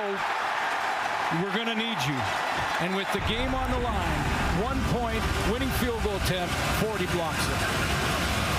Iconic moment in Argonauts history. The Grey Cup championship is down the middle, this time for Rhymes, incomplete. Adams Jr. trying to stretch the field a little bit. Royce Mechie shaking his head no. Well, Mechie was sitting inside, and I think that's why Vernon Adams puts it like here instead of here. It looked like Dominic Rhymes wanted to come more into the middle, and he's forced to put the brakes on. Mechie was kind of sitting on the inside shoulder, and I think Vernon Adams wanted to try to pull his receiver back a little bit. Just couldn't hang on to that. You won't see that very often. Oh. 2nd and 10. Corey Mace, defensive coordinator. See what he dials up here. Plays zone, 5-man rush. VA, middle of the field, wide open in that zone. It is complete, and it is to Rhymes. All the way inside the 20. BC threatening. When Jordan Maksimic has called for Vernon Adams, the offensive coordinator has called for him to get on the run, they've had success. All game long tonight, when Vernon Adams gets outside, he's got his eyes downfield, he throws a nice strike over the middle. Patient. There's Maksimic, waiting to see what happens with his first down call. EA looks to throw, quickly slipping on the grass. Keon Hatcher is Robertson Daniel right there in the coverage. Yeah, I might, if I know this is not how it works, but to oversimplify, I might throw away from Robertson Daniel the way he's playing tonight. Where are you going to throw in this Argos secondary? No, that's a good point. That's a real good point. Mechie, Tavares McFadden's got one tonight. We'll see where Vernon Adams Jr. goes here. Pressure on, man coverage. He's got him beat to the edge, into the end zone. Touchdown Lions! Keon Hatcher for the first time in 2023. He beats the blitzer. And this is going to be a part of the movie for Robbie Smith that he doesn't want to have in the movie. But he's coming up here, and he's got contain. If you get outside of contain when you're blitzing, you've left your defensive backs in one-on-one coverage. And losing contain that's it. It's a touchdown. Nice rebound from Vernon Adams Jr. on a tough night. He is filling up the stat sheet. 3 touchdowns now. 336 yards passing as well, but those 4 interceptions are the reason why the BC Lions are trying to fight their way back into this thing. It's back to an 11-point deficit. 2-score game, 10:05 remaining in the 4th. Don't go anywhere. Should be a great finish here in Toronto. And this is a game of angles, and even the best can be just off a little bit. That's why they talk about the details. Got a look at the touchdown here in just a moment. Vernon Adams Jr. to Keon Hatcher. The Argonauts return it. Good field position to begin. This is a real game of angles, as you know, Marshall, and you can be just off. I mean, we talked about how good Robbie Smith is, but if he goes up here and gets contained like he's supposed to, and more of a straight up the field angle to the high shoulder, then he's got a chance. But he cuts to the low shoulder, and now that opens the escape lane for Vernon Adams. Again, the best in the business, if you're off by a half a yard, you've opened up the door for an athletic quarterback to get outside. VA will make you pay fast. Let's see what Chad Kelly's got here in response. Looks over the middle, into traffic, throws it low. And for now, they'll say complete. Cam Phillips dug that one out with a little bit of help from 12, aiming low below the knees to try and save him. Quincy Moget hit him too. This is a great catch. I mean, let's take another look. Make sure he got his hands underneath it, but what a great catch. He got pressure on the inside, got both arms underneath the ball so it never touched the turf. That's a biggie. Nice little chunk there for the Argonauts into BC territory. Go back to the running game. Little counter this time. Ouellette, gain of about 4 on first down. Go back to Chad Kelly and just remind folks that this is start number 4 for Chad Kelly. I mean, they come down and score. Momentum switches to the BC Lions. And he goes, okay, no problem. I'm going to find Cam Phillips on this deep dig, put it right on him, and we'll just get our first down and get going here. Pretty impressive. Second down. Kelly, pressure on, slides up in the pocket, looks down the field. Over the top, incomplete.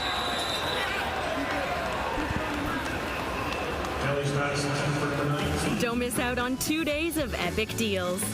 Prime Day, July 11th and 12th. Learn more at amazon.ca/Prime Day. Argos trying to stretch it down the field that time on second down, but out of field goal position. Quincy Moget back there with the big old club on that right hand. Chad Kelly will now have to watch on as BC Lions and their offense will return to the field. Argos happy to kill some clock here, down towards 8 minutes. Haggerty sends it away. High chop kick. Terry Williams will cross the 20. Flag comes up. And that will affect the field position. We will sort it out when we return. Terry Williams setting up BC as they're down 11. With the ground game. By the way, I saw a video of starting running back Brady Oliveira squatting about 4 bills on social media the morning after running through the Montreal front several times over. I don't know where he found the energy and avoided the jet lag, but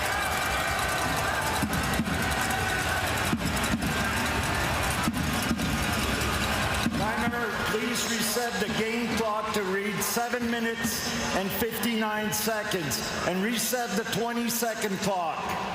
And so the clock's all sorted out. Matthew Shinetti down at field level for us, reporting that Taquan Mizell is having his knee looked at, so he is not in the football game right now. We got David Mackey, so they're going passing game with the fullback. Extra protection. Western Mustangs alum in the game to pass protect over the middle, and it's incomplete. Winton McManus looks like he just got a fingertip on it, preventing Dominique Grimes from a big play down the middle of the field. Yeah, nice deep drop. If you get your linebacker that deep, it's awful tough to hit this deep crosser. And got a little extra help, a chip block there from the fullback, and look at that, just tipped enough. Still had a chance at it, couldn't bring it in. So now backed up on their own 8-yard line. Second and 10, down 11. VA hits his back foot, looks down the middle. It's Hatcher up in the air, big collision, and he held on to the football. Wow, we've seen some catches. There are some star players in these two teams, man. There's a reason that they haven't lost this year, and this is one of them. Watch this catch. Man, and then he sticks with it. Look at this. Rocked. It bounces up in the air. Keep your concentration. Keon Hatcher's back. Darius picking. Got Hatcher and Robertson Daniel. Over 100 goes Hatcher in his CFL return. VA underneath Javon Gatoy. Move the sticks once again. BC is not going away. Let's go back and take another look at the great catches of the season so far. Not sure who got the hit on Hatcher, but he gets rocked right there. So Darius Pickett. Ball pops up, maintains concentration, says hello, he got her. And the officials whistle this one down before they can get the snap off on 1st and 10. So you see Hatcher's night coming back. Out for the first couple of weeks. Well, did plantar fasciitis. The Argos call a timeout? Haven't announced anything. The injury spy did wonder about this, whether they were going to take Robertson Daniel out, because they look for all signs. Okay. That was a heck of a hit he took from his teammate, Darius Pickett. Yeah, I was going to say, you unless there was a timeout called, you can't stop the game. This is a reason you can. The injury spotter sees any kind of distress from the player, they will make sure they take out. And yeah, that's a biggie. Timer, please reset the game clock to read 6 minutes and 33 seconds. Please reset the 20-second clock. I mean, that's Pickett lowers his shoulder. He gets both of them.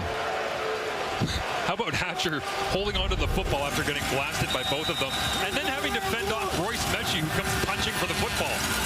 Vernon Adams Jr. pumps, looks down the middle, holds it, now throws into traffic. It's his fifth. Oh no! Fifth interception of the night for Vernon Adams Jr. It's Montez Stiggers. His second of the season, and BC turnover issues against the Argos. One of those nights. Argonauts go to the running game.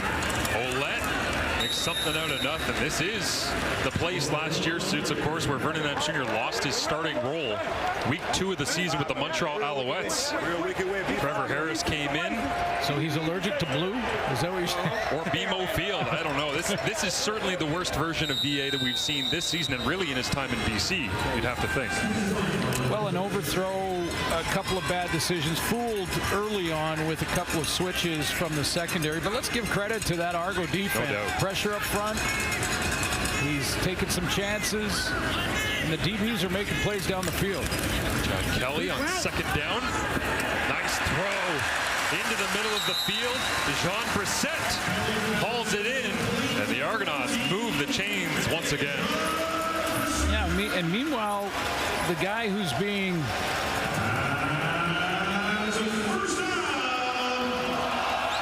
the guy who is in start number 4 is basically just being smart with the football, protecting it. When he gets his shots, he's taking them, but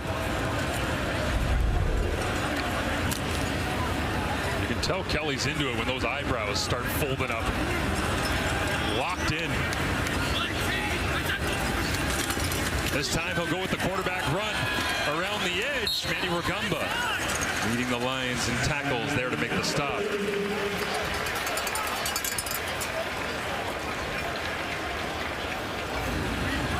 Big down for the Lion defense right now. I mean, still plenty of time in this game with just an 11-point lead, but Ryan Phillips' group's got to come up big right now if they want to crack at this.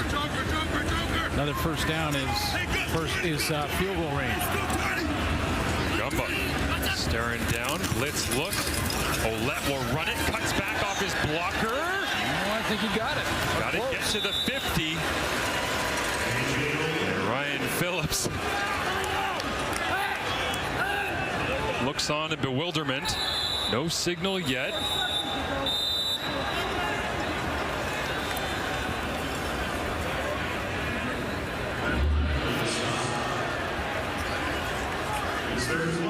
little second effort here. Time. Alatic, Betts. Timer, please reset the game clock to read 4 minutes and 3 seconds. If we just had a camera on Ryan Phillips, we'd know the outcome. It is 4:08. We'd know the outcome of every play. He wears it.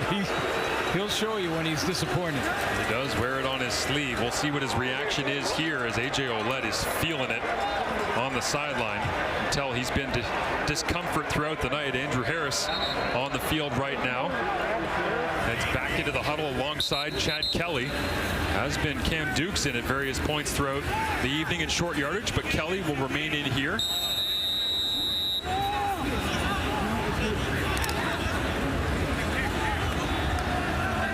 As Dinwiddie pulls it in. 3rd and 1. Kelly plunges behind the right side, led by Nick Castro. Gregor McKellar. And the Argonauts pick up a first down here late in the 4th. And they grind down the clock with 2 running plays, then a short yardage off the right side. They had a heavy set on that side. No question, he got plenty for the first down there. Actually kicked the left tackle Tate over to right guard that time. Follow the big man. Kelly stares down the defense. Little bunch set this time. A motion to Jean Brissett around. Harris behind Kelly. They go to 33. Pressure in the backfield. Now he tries to string it out. Ben Hladic right there. And Andrew Harris is just going to throw it away. He's eligible to do so. Yeah, save the loss. It's going to hurt his career passing stats, though. He's done it a few times in his career, and he's aware of it. If he gets strung out like that, and he gets pushed to the sideline because of great defensive angles, and that's exactly what happens here, he just decides, you know what, if I throw an incompletion, we're back 2nd and 10. Because it was a 4 or 5 yard loss if he gets tackled there. Switches Ben Hladic from a tackle for loss to a quarterback pressure, I guess, in the official stat report here tonight. But IQ off the charts on the veteran savvy Canadian. Leaves 2nd and 10 after the incompletion. Kelly rolls to his right, pressure on, throws it complete. Unger, another first down for Toronto. That's a big time play by Chad Kelly. Getting pushed. Again, he's breaking the rules. You know the rules. He's breaking the rules and getting away with it. Living dangerously and enjoying his time as the leading man of the Toronto Argonauts. Kelly to Unger. Argos lead by 11. 3-minute warning. Closing in on 300 yards. Last play was Kelly to Unger for the first down. Ouellette back in the game. Despite dealing with something in the lower body that bothered him on the evening, they'll hand it off to him. Here he cuts back into the flow. Stays up, drives the legs. Yeah, he's battling through it right now. Yeah, gutting it out. You know, when these two teams played, we've been talking about the Lions and saying that they're for real. And when they went into Winnipeg and won in a dominant fashion, something that hasn't happened there for a long time. This is their 2nd time out. There were a lot of people saying, okay, well, let's see what the Argos are all about, because they beat Hamilton and Edmonton. Yeah. 2 teams that have struggled out of the gate. So, you know, there was still these question marks hanging over the Argos, and the Lions were saying, well, they had the #1 defense in all the rankings, all the most important rankings, just smothering teams defensively. So what are the Argos all about? Well, they're for real. That's what they're about. And their quarterback keeps getting better. If this result holds, be interested to see what the power rankings look like across the country. Stretch handoff to Ouellette, going to the field, cuts it back, and just like Thibaut Debye, the global, wearing 49 right there to wrap him up. But Ouellette, nice chunk. And they're physical. You know, I think that's maybe what separates the Argos from other teams, is that they're physical up front, their O-line, but their D-line has made some plays. And one of the reasons that Vernon Adams has thrown the 5 picks is because he feels the pressure. Doesn't necessarily have to translate to sacks every time. quarterback pressure just causes inaccurate throws, and secondary says thank you. 10th play of the drive here for Toronto. They go back to Ouellette. Makes two-man miss. Now a third. Drives it all the way down to the 16-yard line, and that'll be enough for a first down. Yeah, and everybody in the park, including the Lion defense right now, knows that Toronto just wants to grind the clock down and run the ball. And Ouellette's still getting it done. Getting it done with that sore hip or groin or whatever they were working on. And I think back to the start of the night, Argonauts came out of the tunnel. Andrew Harris with the Canadian flag, A.J. Ouellette with an American flag. Loved it. Independence Day tomorrow in the States, Canada Day long weekend as well, and they just had a moment exchanging as Harris checked into the ball game and gave Ouellette a huge hug that looked like it might have been a, "You're good, buddy. You're done. Go shut it down on the sideline. I got this." See if Ouellette comes back in. For now, it's Harris. Inside run. And the Lions right there to shut it down. I love that when they came out together, and Andrew with the Canadian flag, Ouellette with the American flag. That's really what our league's about. I mean, American or Canadian ratio, American players playing together from across the United States. And looking like a border war right now between BC and Toronto. At the end of the play, Dubai, who did not come out of the tunnel with the Belgian flag, in case anyone's wondering tonight. But Sione Tehima talking things up, and the end of the play, a little skirmish that rolled towards the Toronto bench. Rick Campbell, I think, is going to take Tehima and have him come over and cool down.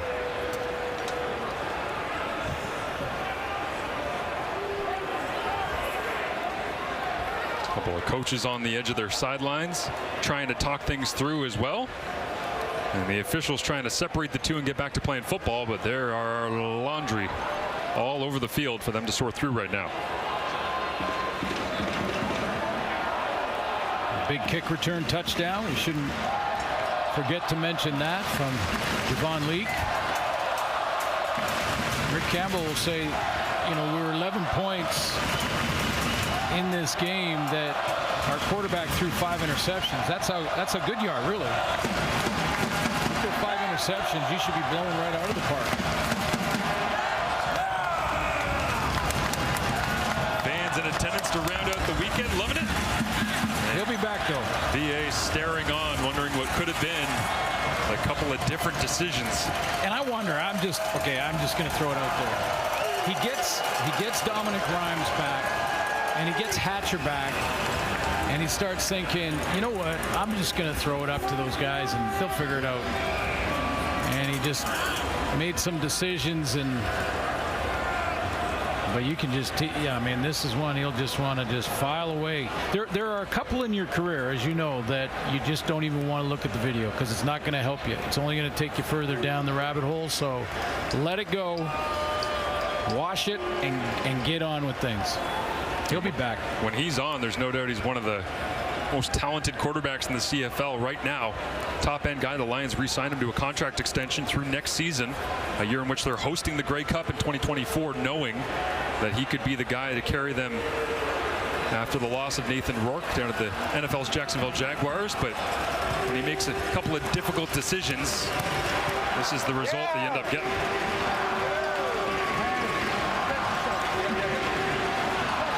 Looks like the wrestling heel might have returned back to the field here in A.J. Ouellette to finish things off.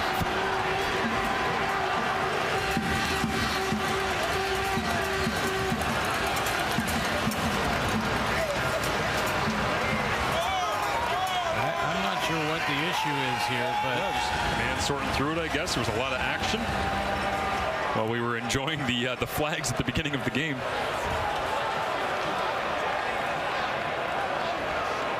As Andre Proulx, lead official. There are 6 fouls. All fouls are misconduct. They all occurred after the play. BC, number 47 and 91. Toronto, number 33, 59, 63, and 55. We're going to go back 30 yards from the end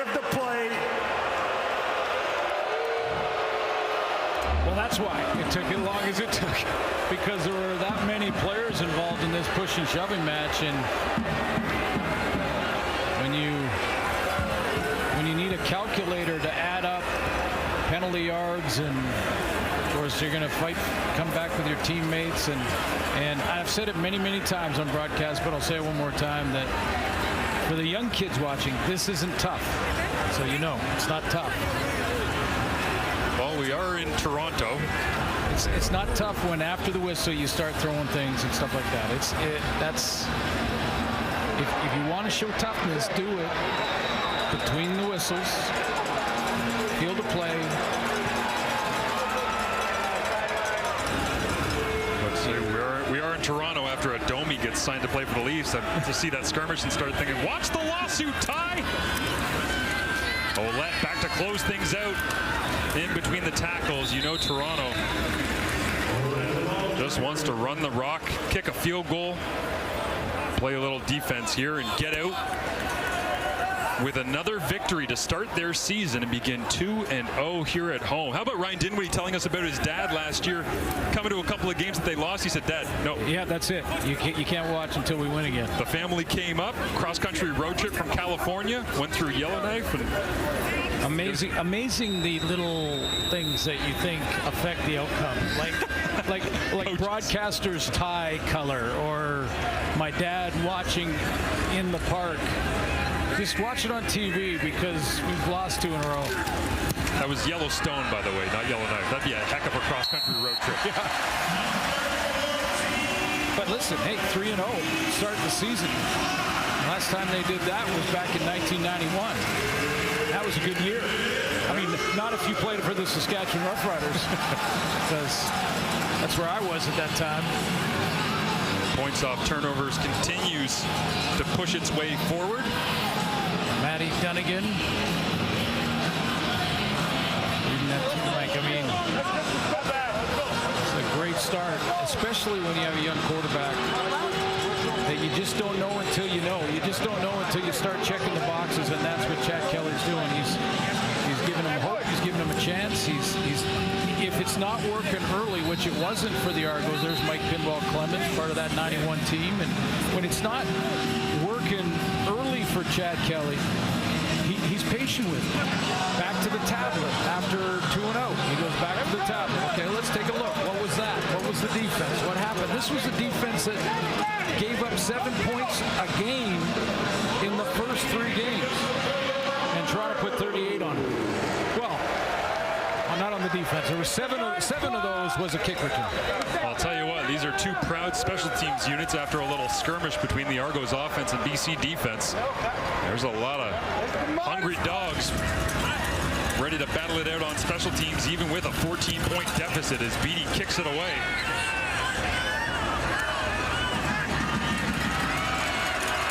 And right into the teeth of the coverage unit. Benoit Marion right there. Help finish off the play. Jonathan Edward as well out of Carleton finishing things off. And Vernon Adams Jr. will come out to close this one out, it looks like, unless he can mount a 14-point comeback in the next minute 17.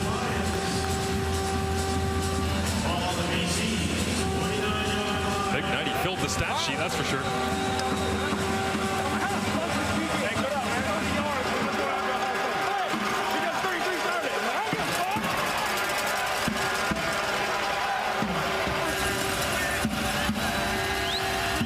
Daquan Mizell remains out, so David Mackey is in. He'll get the pass completion here. And steps out of bounds, escorted by Quantez Stiggers, who had the 5th interception off Vernon Adams Jr. earlier, but it's a first down for the Lions. Great performance by the secondary for the Toronto Argonauts, who will go into a bye week, so guys like A.J. Ouellette and guys back there can rest up, get ready. But that secondary, man, they were where they needed to be. Robertson Daniel, there's one of your players of the week right there. He gets my vote right now. But they did a number on Vernon Adams. When the ball was up there, they went after it. Empty it out here for VA on 1st and 10. Pressure on, makes a move, gets away, and throws his 6th. It's a half dozen. Robertson Daniels got another. And could he find the end zone? It's interception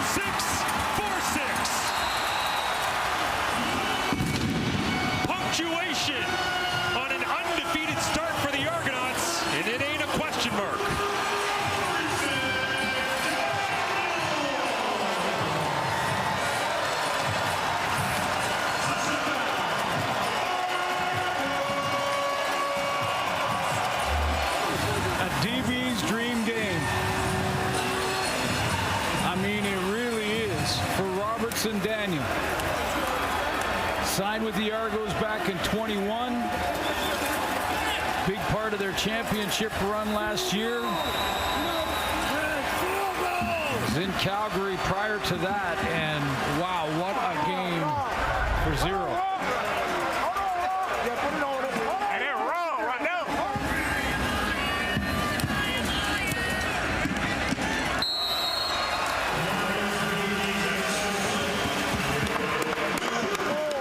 Now this one is desperation time, but I'm taking nothing away from this secondary. They are just, they have Vernon Adams second guessing. They have him unsure. He's not seeing it, and they're taking full advantage.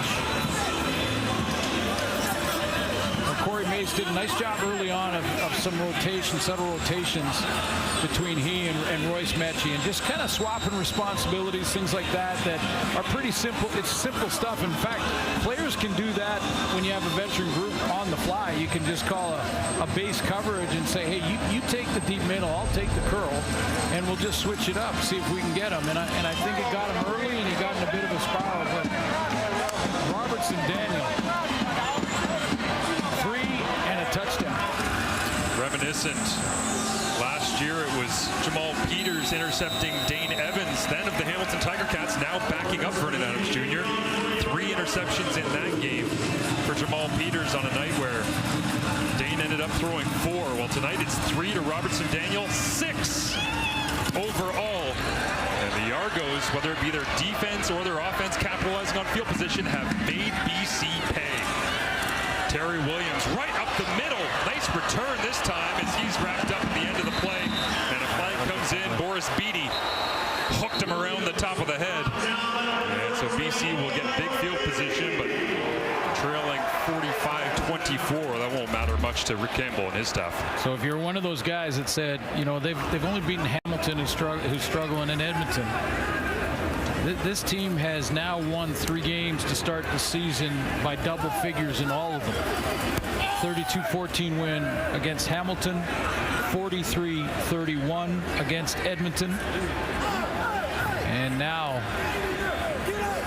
up by 21 in this one against the BC Lion team that just beat the Winnipeg Blue Bombers. So what do you do with the power rankings I was talking about? Yeah. What the heck do you do? Well, I don't do those things, so you go ahead and figure that out. Who's the best team in the CFL right now? No infraction on the play. Well, it will be first down, BC.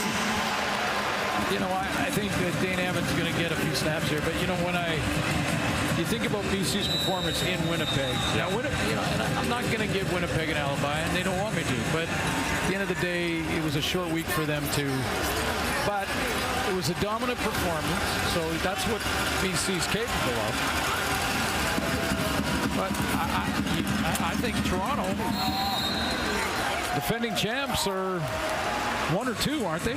Yeah, they have to be. There's no way that you could look at the start of the season. Toronto went on the road, play against a tough Edmonton game, high-scoring game, higher scoring than we expected. Beat up on the Hamilton Tiger Cats week 2 here at home. Now they come back home. They do this to BC, as you say, and just beat Winnipeg. Winnipeg goes to Montreal, runs the rock here in week 4, gets back into the win column. Ryan Dinwiddie 13-5 here at BMO as the head coach of the Argos. Dane Evans hands it off. So they go to the bye, and then they will play Montreal after that. Montreal's in BC this coming week.